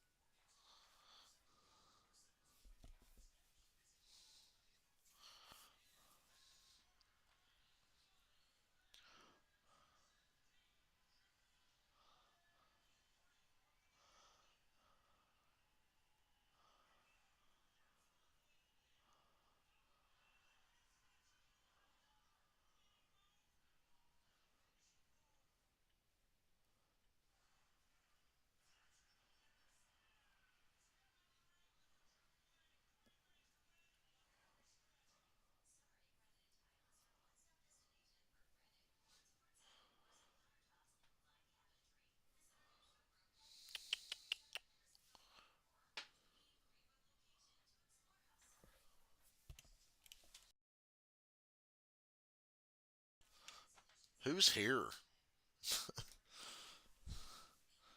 That says there's 3 of you. But I ain't heard from anybody today.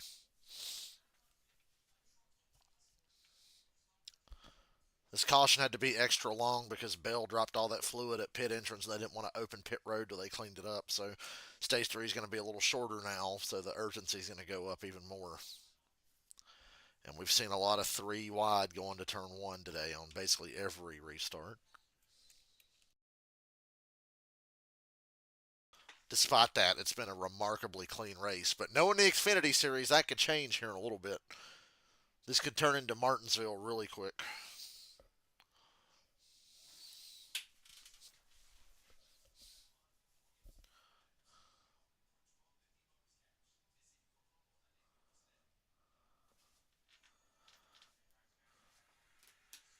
CW Sports.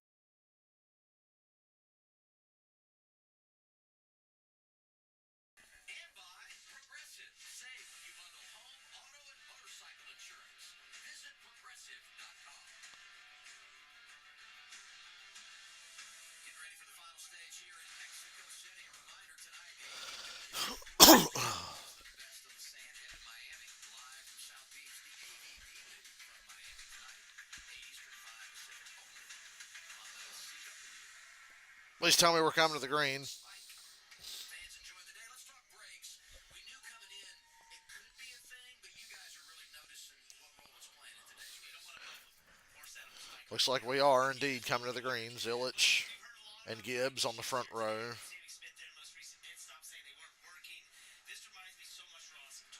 Second row is actually William Sawalich and Daniel Suarez. Third row is Mayer and Quapple. The 88's dominated. The 19's been just as good, but it seems like they're so close. Whoever gets out front leads the whole way. So it feels like a 2-car race.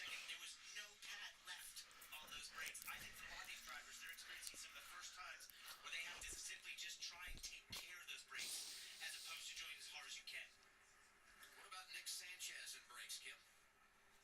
Yeah, so we talked about Sammy Smith. Nick Sanchez also having brake issues before this last stop came on.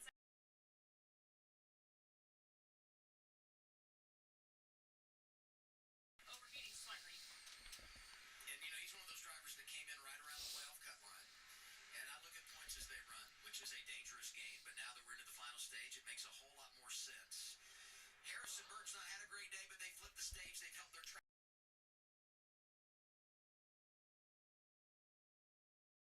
Sanchez is -3. Great day for Taylor Gray. He's -12. Let's get some team radio 19 here. When you're going down there into turn 11, if you happen to be on this spotter, you pull out of mine, his spotter can't fail, so you might be able to use that to your advantage if you need to. Turn 11 has been a hot spot for everyone. He's saying basically that you can trick them. Turn 11's so easy by yourself. Let's go through there side by side. All right, 19 to go. Is the shit going to hit the fan, or is this going to be a clean race? It's been a calm race, outside of a couple of the restarts earlier. And let's see what Suarez is a bit of a wild card here. William Sawalich doesn't. I don't know how the fuck he wound up in third. Sawalich is fucking garbage. He's desperate.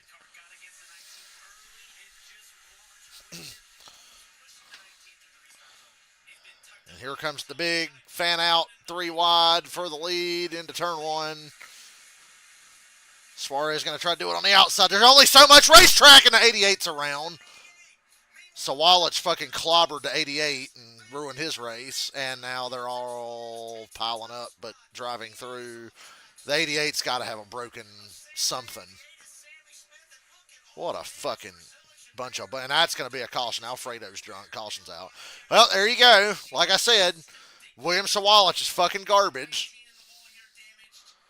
And then the whole field just piles up. Gibbs is wrecked too. Didn't even fucking know. I was too busy being mad about the 88. So now Suarez is in prime position to win this thing. Because the 19 and the 88 are fucked.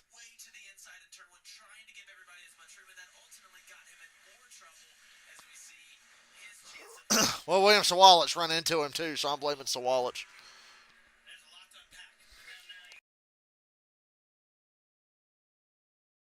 I was like, he's got to have a broken something. I don't know what, but something's broke. The 19's killed. Rear end and left front damage. So they went 3 wide. The 88's on the bottom. It's kind of the 88's fault. I was overreacting about Sawalich because I think Sawalich is a bum. And I completely lost track of Gibbs in this chaos. My eyes were locked on Zillage. And then you look up at and fucking Gibbs and good fucking God, there's a wreck. Slow down. Do people not understand when there's a wreck, you should probably slow down? So it was kind of Zillage's fault. And then the 19 and the 9 got hung up together, and it looks like it cut the left front of the 19 down. But the fuckers that come in and just pile drive Gibbs and Quapple while they're sitting there, it's like, are you stupid? There's a fucking wreck. Can you not see out your goddamn windshield? Look how long they sat there and fucking Retzlaff came over and just killed them. God, that's stupid, man. A lot of this wreck could have been avoided, especially at the tail end of it.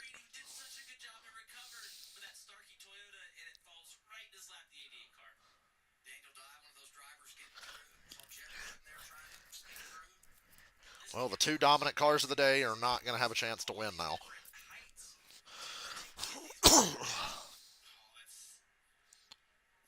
I hope Suarez doesn't have a flat tire. That was a lot of contact with Gibbs there when they came together. And then, yeah, Gibbs' tire goes down and Quapple's on his outside. And Quapple's innocent there, and Gibbs didn't mean to hit him. All right, the 1 and the 19 are sitting there. They've been sitting there, and then here comes Retzlaff, who just cleans them out. Quapple actually got away from that mostly clean, despite getting banged around a lot.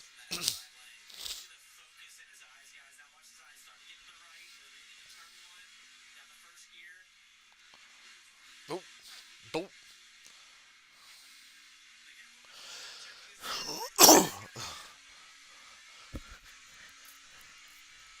He's hoping, please don't let a caution come out. There's just a massive crash.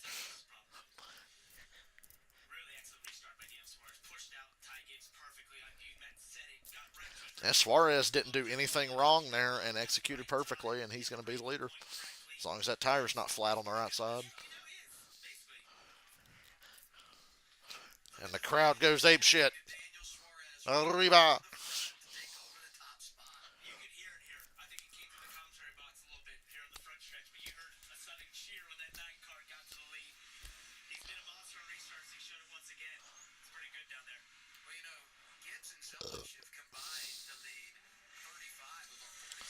Forgive me, I saw Sawalich near the leaders and just assumed he caused the wreck.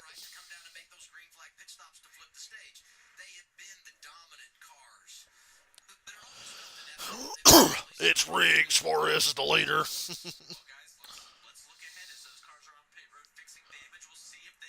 Good news, the 88's wheels are straight.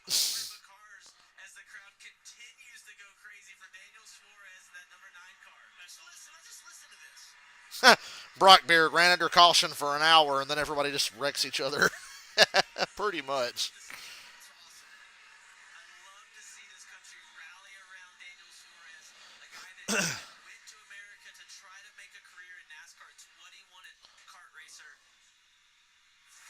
Suarez out front in Mexico City, and some drivers behind him that haven't been in the front all return on the CW. You want high performance, long lasting, affordable tools. You want Harbor Freight tools. Whatever you do it for less at Harbor Freight.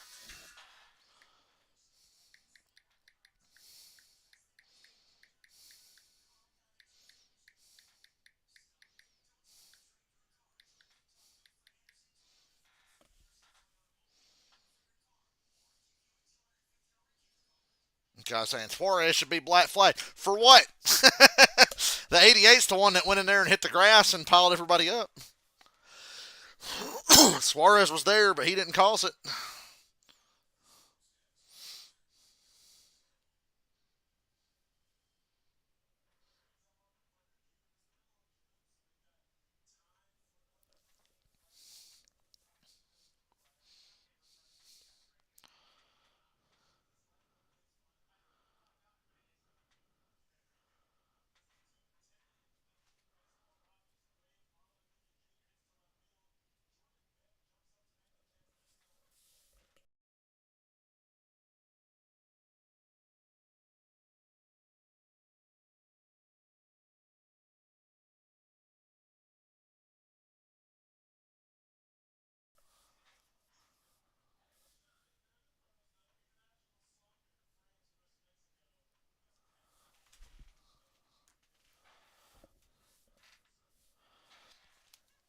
I wanted to give Zilich the benefit of the doubt because he's so talented and Sawalich is such a fucking bum, but it was Zilich's fault.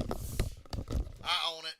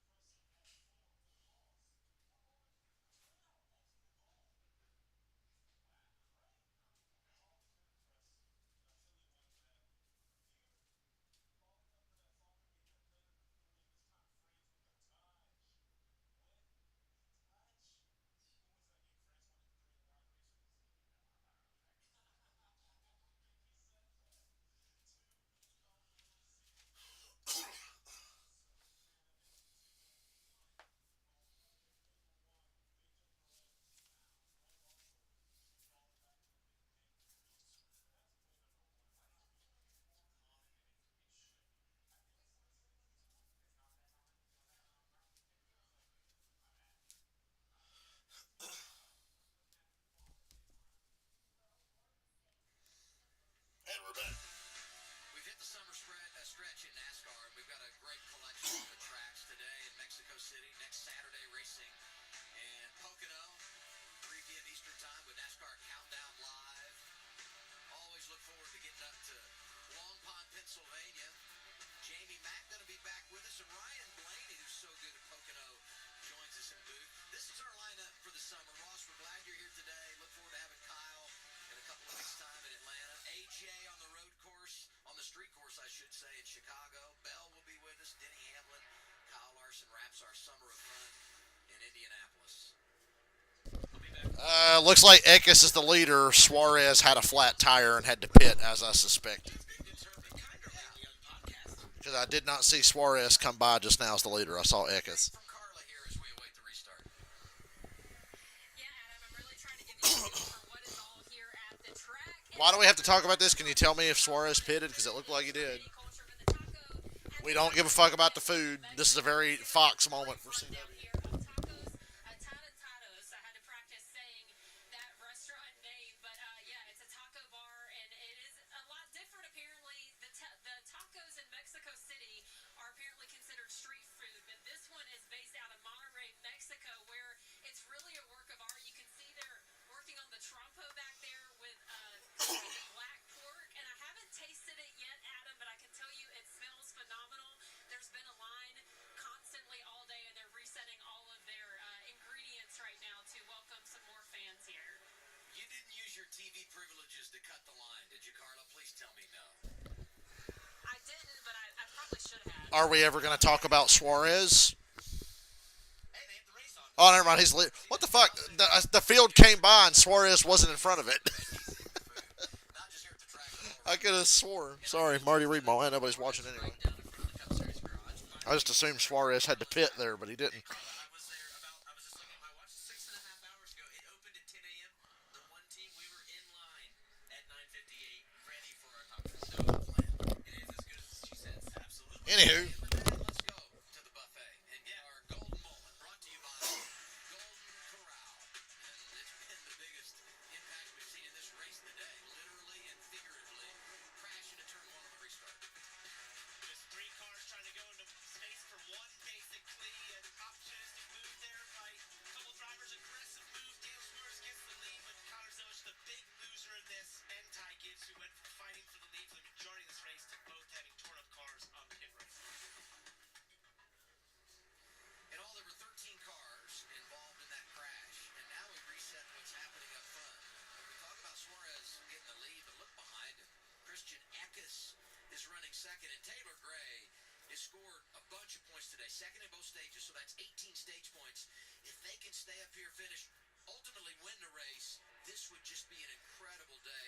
2 rookies really showing off what they've got. And for that 16 team of Christian Eckes, they need this desperately. They've had such a tough start to this season. They just can't seem to get anything going their way. This would be absolutely massive. Let's take a listen to their radio. We are concentrating on a top 5, so we got to keep our fingers clean and all that.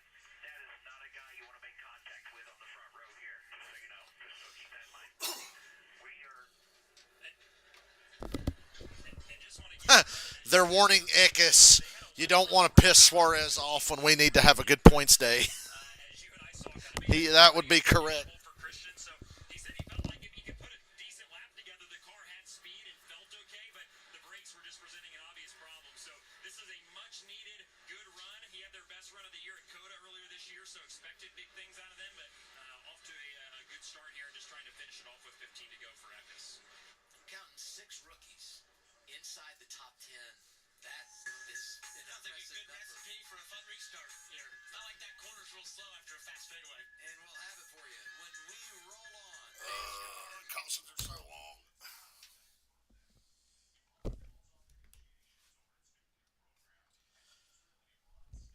We're going to take a bathroom break.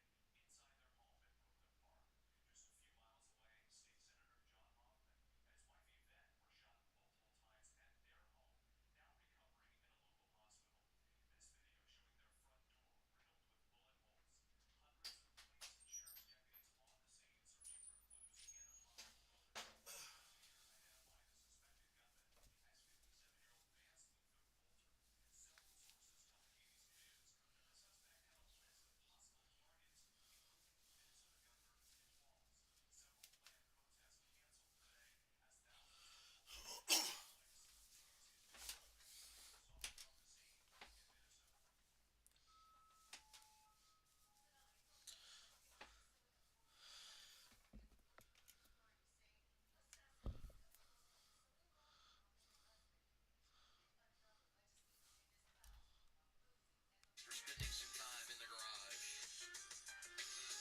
In case you're wondering, Connor Zilic has shown 25th as you start thinking about where some of these guys are trying to come back through the field. Gibbs is back there behind him. Quapple back there. Creed Mayer.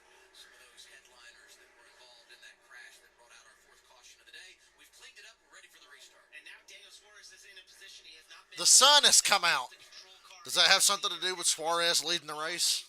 Back. What does he do here as the leader, Ross? He gets to choose when he launches. He gets to launch his restarts very late. I mean, yeah, he's a Leach driver, but he's a Leach driver that's kind of down on his luck, so I guess we can't be too upset. He's still got 14 to go here. And like they told Eckes, you better race him clean because you will suffer the consequences.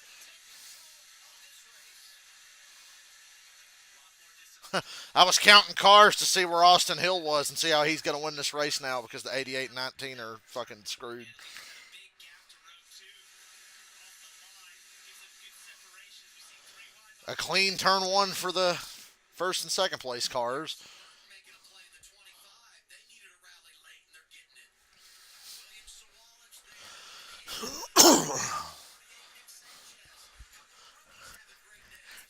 Well, we made it more than 2 corners this lap.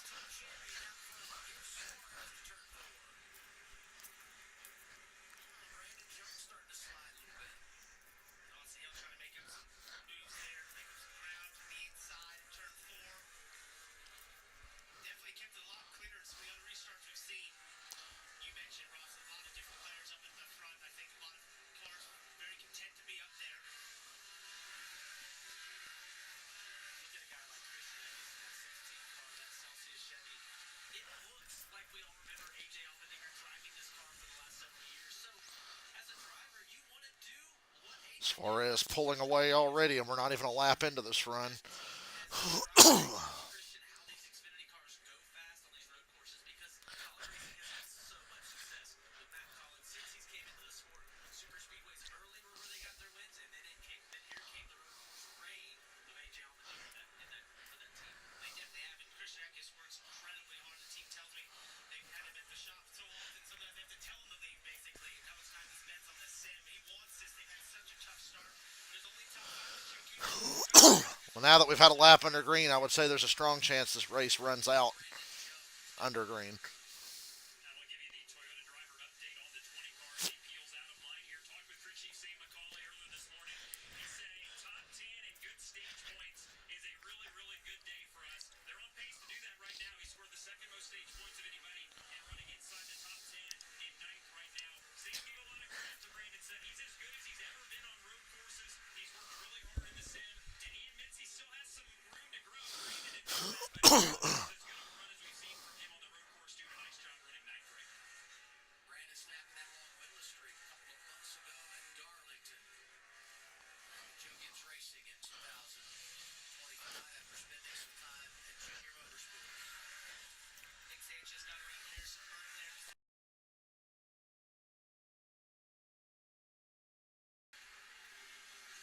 Nick Taylor might have a little faster race car. He's been up front a little more often. Christian Eckes in this race. I don't think either of them's got shit for Suarez. Zilich is 15th with a pretty beat up fucking car, but he did say the wheels were straight on it.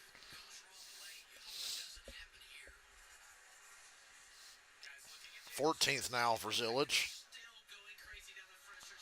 Every time he comes in, they all stand up. Mexican flags in the air, fist pumping him. It's an amazing sight to see with that 9 car out front. Had the points in there in the bumper. You can see how just how tight it is at the cut line.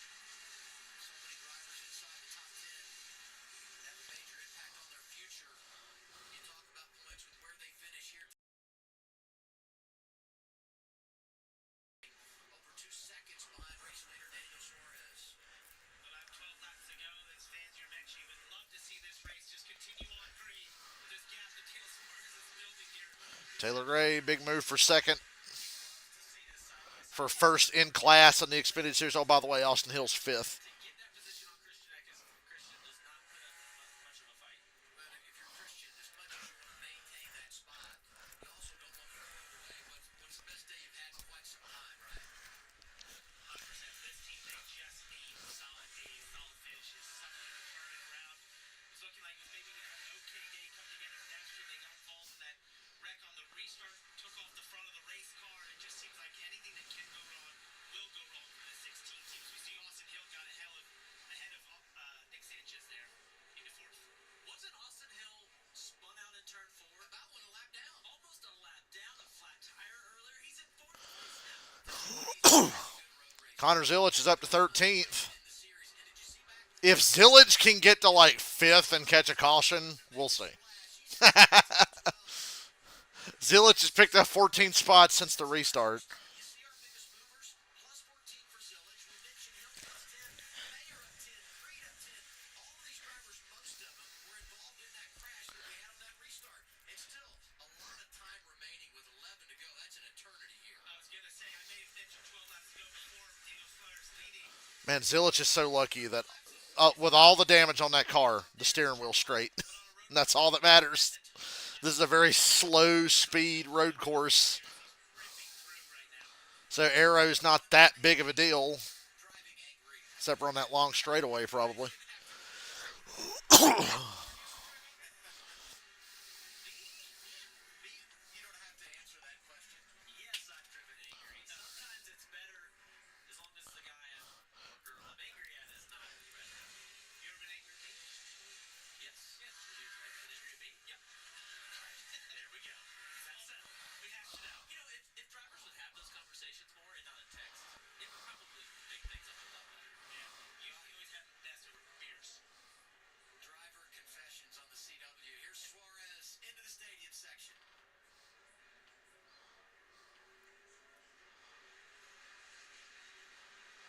Suarez's car is by no means clean. Look at the nose.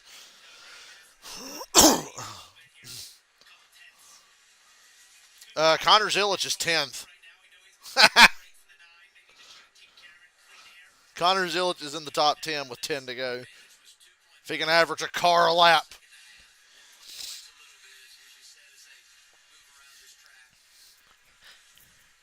thing, guys, just totally not even involved with the racing, but I notice every time we look in the grandstands that they do so many different last night. Local wrestling event in town.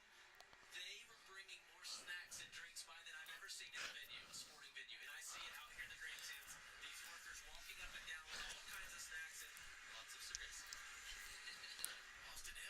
Austin Hill's charging here. Going for third.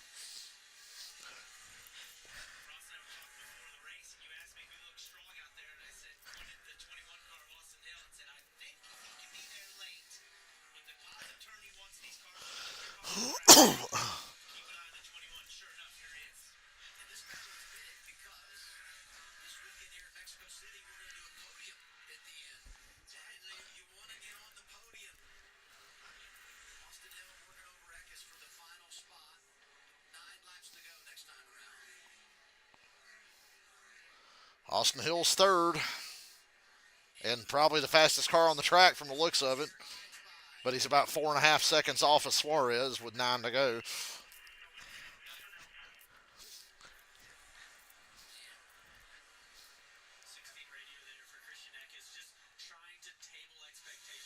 Connor Zillich is 9th with 9 to go.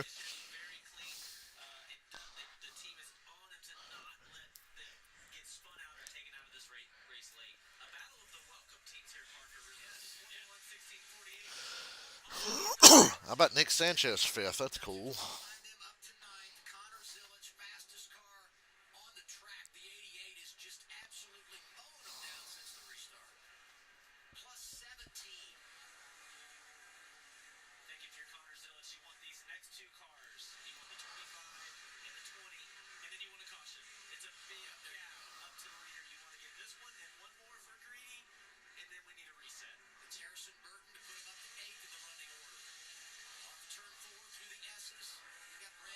Connor Zillich is 8th with 9 to go.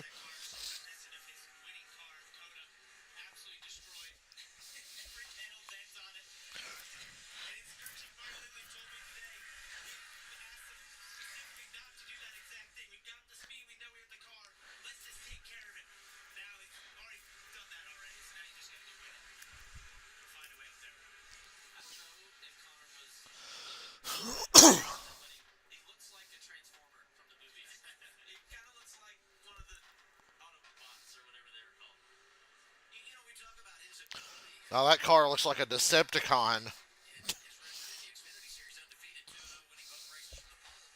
You know what really stood out to me is when he went to Circuit of the Americas and made his Cup debut. Spins early and then drives all the way back through. Ultimately crashed out, didn't finish. But that day racing against NASCAR's best, he made a major statement of how talented he is. 2016 Thompson 2, Jesse Love racing for 10th.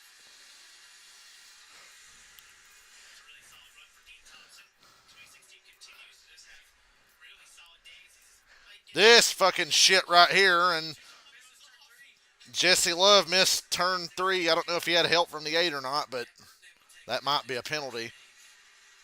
Oh, and yeah, Connor Zillich is about to be 7th.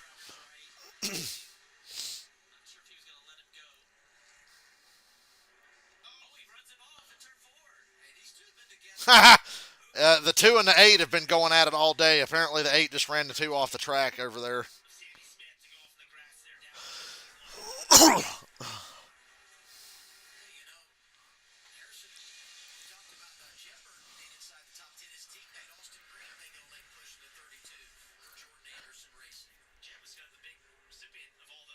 '88 smoking the tires here, picking up a lot of spots. He's gonna need a caution to have a chance to win, but if he can get to about 5th or 6th and catch a caution, who knows what can happen.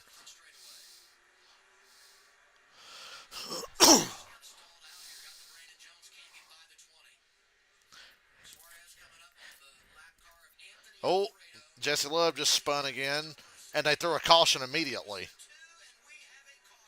Why did they throw a caution?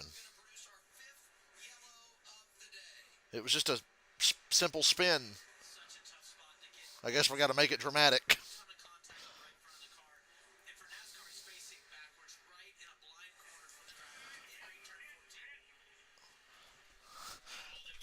They told him to pit, but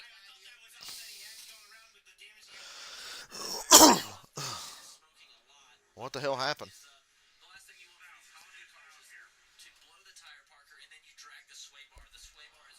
He's mad. Oh no, he's mad.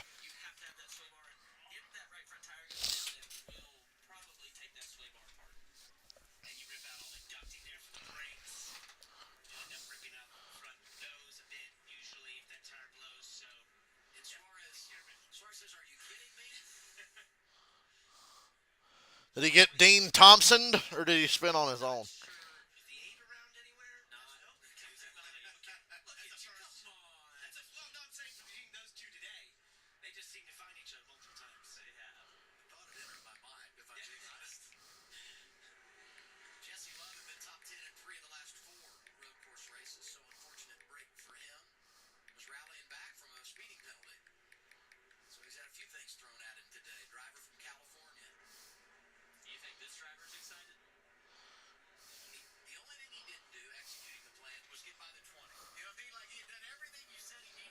Hey, little bit.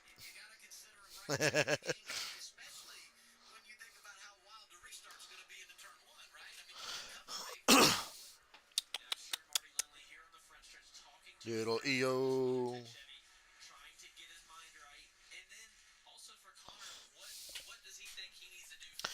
I wish Zilich had got up to like fifth or sixth there before that caution. Well, now Austin Hill's just kind of like run Suarez off the track and get a cheap win that he doesn't deserve, like always.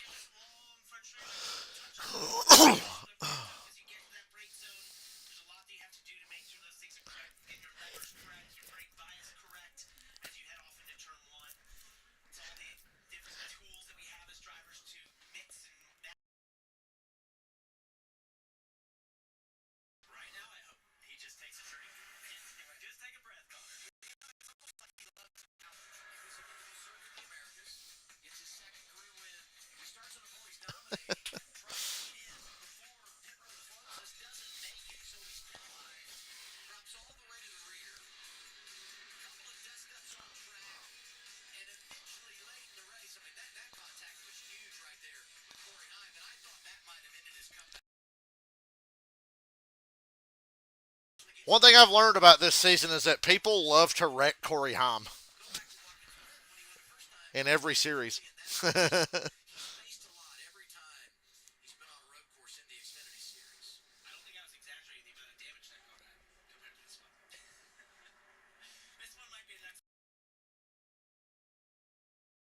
Corey Haim's not even in this race, and I'm worried about him getting taken out again.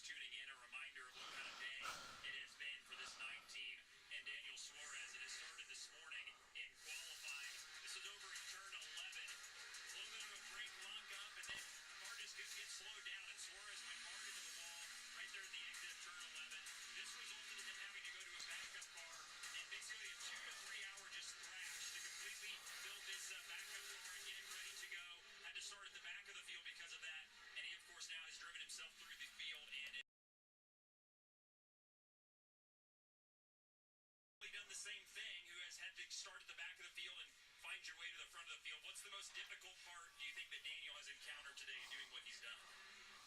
Well, I think the hard part comes on our guy on our left side of our screen here, Corey Shea, trying to get a Junior Motorsports generic backup ready for Daniel Suarez. Needed the seat bucket, the entire carbon cocoon you see around Daniel here changed. The pedals needed to be right for Daniel. A lot of things inside the car for Daniel. I talked to him right ahead of Cup qualifying. He felt terrible. He knew the brakes, something was wrong, and he didn't advocate enough to Corey, and they were even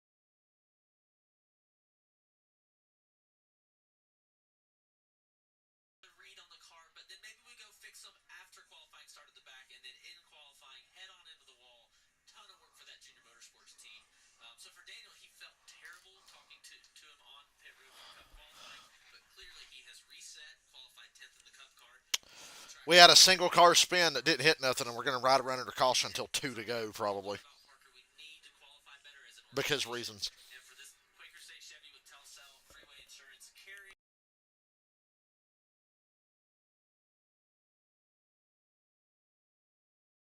got the makings of some great stories, and there's nothing more that these fans here in the race circuit would love to see. If he's to pull it off today, one of the things I noticed is we got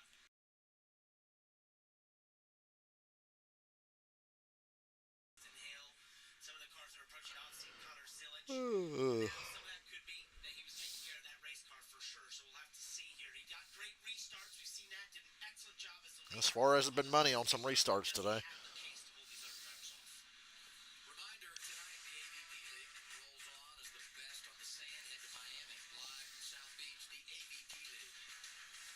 From Miami, we're going to South Florida tonight, 8 Eastern, 5 Pacific on CW.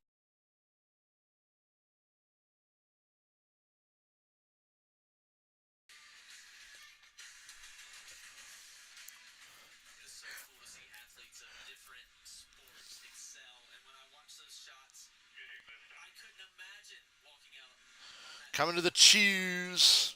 So we're going to go green with 4 laps to go. I was being dramatic. It'll be 4 to go. I'm the bump guy. I'll take that.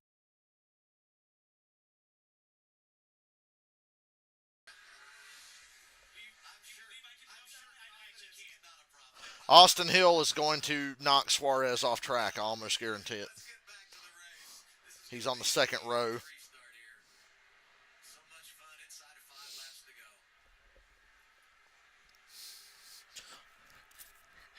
Let's get 88 radio Connor Zillage inside the top 10.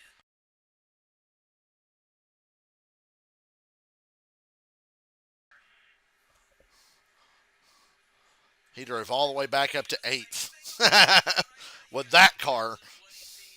Connor Zillage. And it's going to come down to this restart. How he gets to turn one. Is he able to get 2, 3, 4 cars to get a chance to be close enough to those leaders? He definitely has the pace to make that happen. And back to not getting by the 20. He has to choose from the 8th spot. To me, you got to worry about getting this restart and getting so far out front. The 21 can't dump you in turn 1 like he wants to.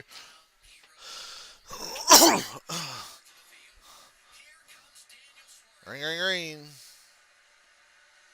Suarez did get a good restart. Nice jump. He's definitely got that outside line beat. Everybody fanning out. I see Connor Zillage going 3 wide up the middle here.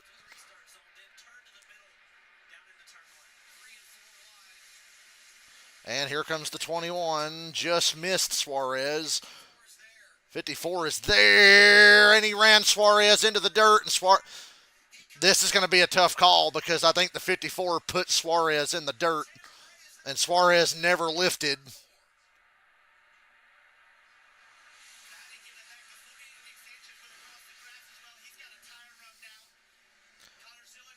Taylor Gray and Suarez, he doored him. How do you think they're going to...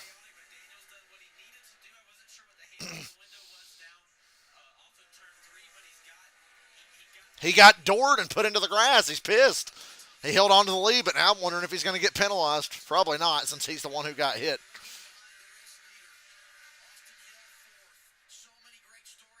Connor Zillage is 5th.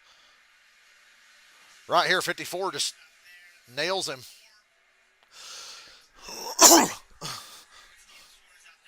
Hopefully they don't penalize that.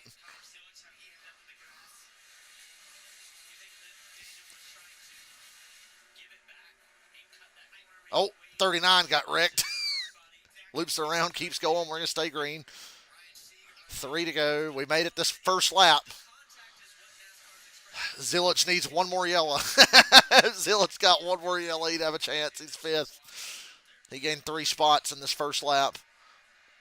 Austin Hill's got a bad tire rub. Sanchez has the mother of all tire rubs. Is that is the worst tire rub I've ever seen. There's no way that thing's going to make it. Zilich is 4th. He passed Austin Hill.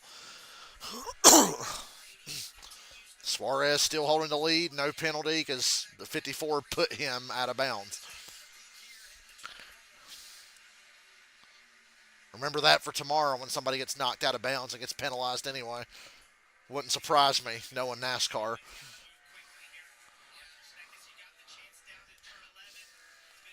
All right, Zilich.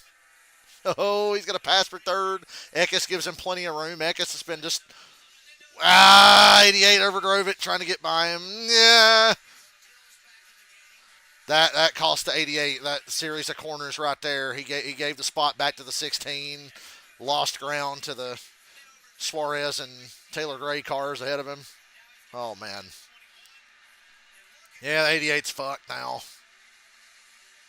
He could rake the 21. It would be funny. Zilich gave it all he had, but it's not going to be enough. 2 laps to go for Suarez. Surviving the chaos so far. Austin Green's not. That's pretty cool.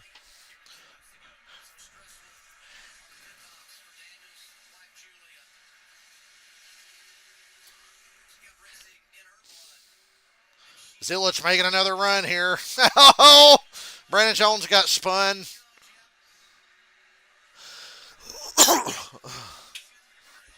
Shouldn't be a caution for that. And Taylor Gray is there. This has been a good lap for Gray. I don't know if he needs to do what he's going to need to do to win this. Damn, Suarez smoked him through there. Through the S's, Suarez just completely drove away. I know what it would take to beat Suarez right now, but I wouldn't do it. Unless your logic is, well, he ain't going to race in the Xfinity race next week, so fuck him.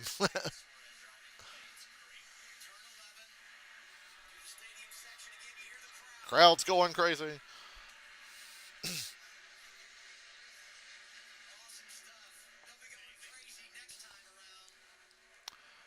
Coming to the white flag. He's on the front straightaway. One to go, white flag, race is official. Suarez leading.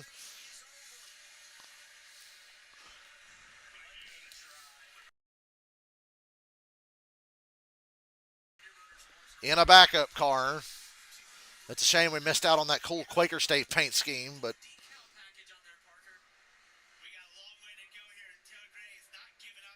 Taylor Gray's really good for the first half of the track, but then when they get to the S's, Suarez just kills him.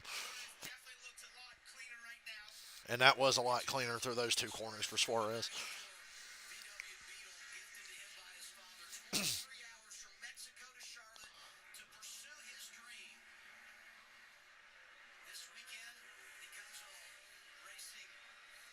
They're talking like it's over. Taylor Gray's right there if he fucks up.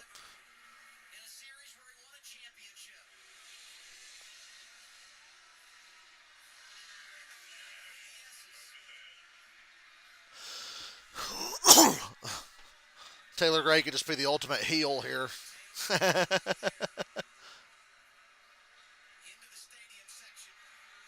Oh my God, Gray's right fucking there, dude. It's the best lap Taylor Gray's had this whole run. Oh, he got to the bumper and just missed him. Suarez is going to hang on and win.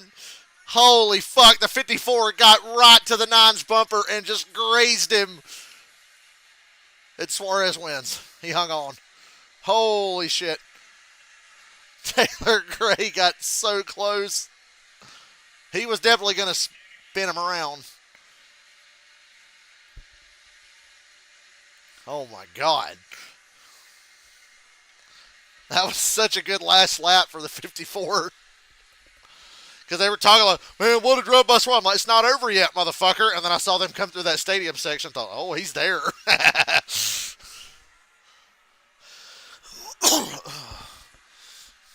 Holy shit. And a plain black backup car from dead last with a provisional. Suarez wins.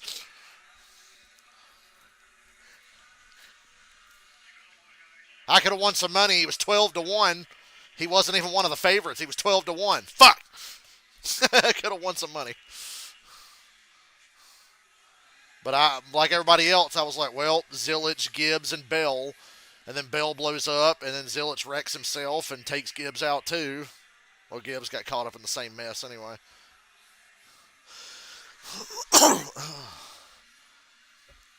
And then Taylor Gray made Suarez earn it.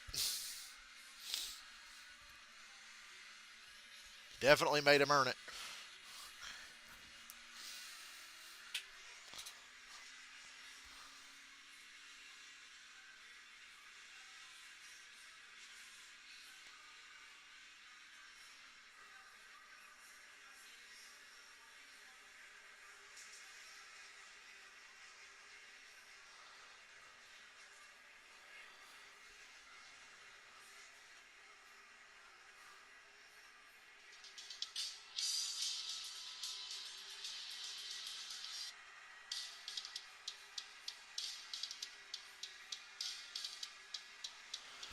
He's still burning it down.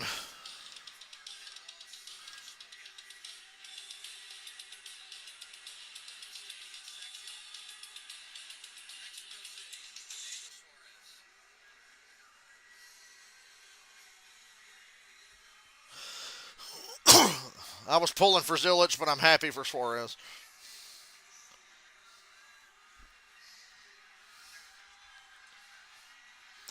The Xfinity Series is his future.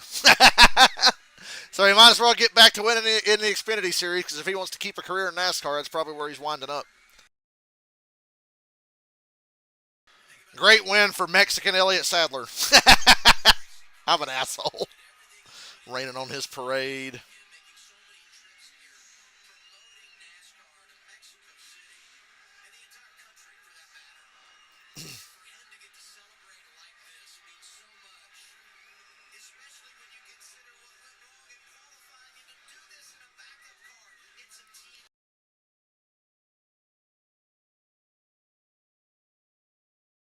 And the people are saying it's rigged. Every Facebook comment is rigged.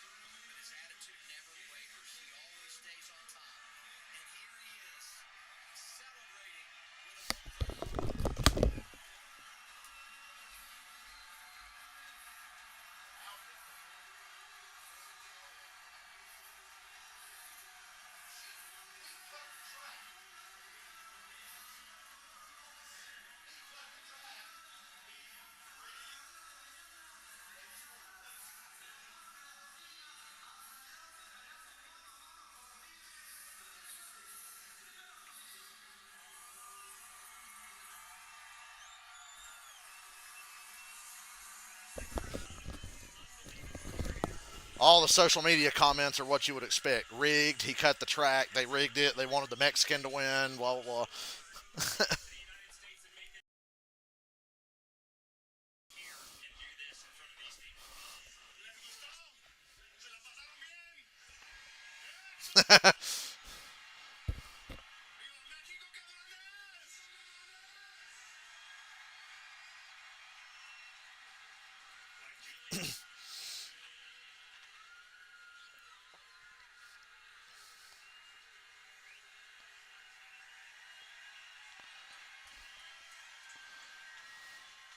And he's got a pretty wife. Easy, right? It started this morning.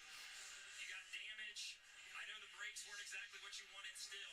How did you stay focused on the task at hand all day today and ultimately survive that last restart too and get it done? Yeah, man, it's everything about teamwork, you know.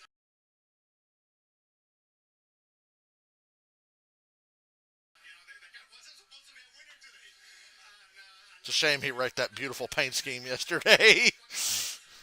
Junior Motorsports and all the people that work very, very hard for us to be here this afternoon. It's been a special day, and I can't wait to enjoy it for a little bit and then do it again tomorrow. Oh, There's a pinata. We got to do this.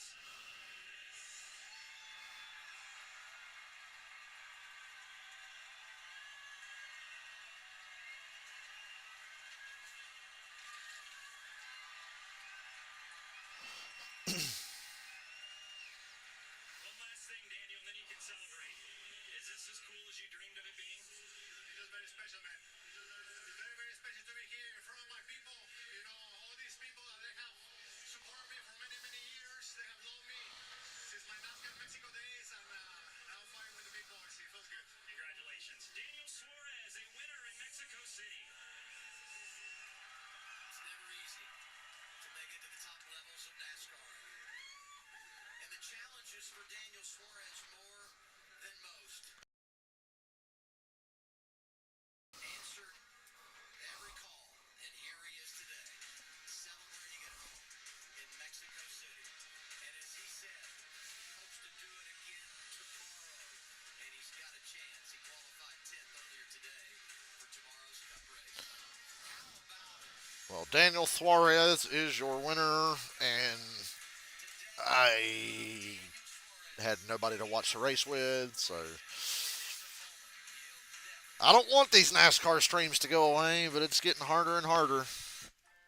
I'll see y'all tomorrow.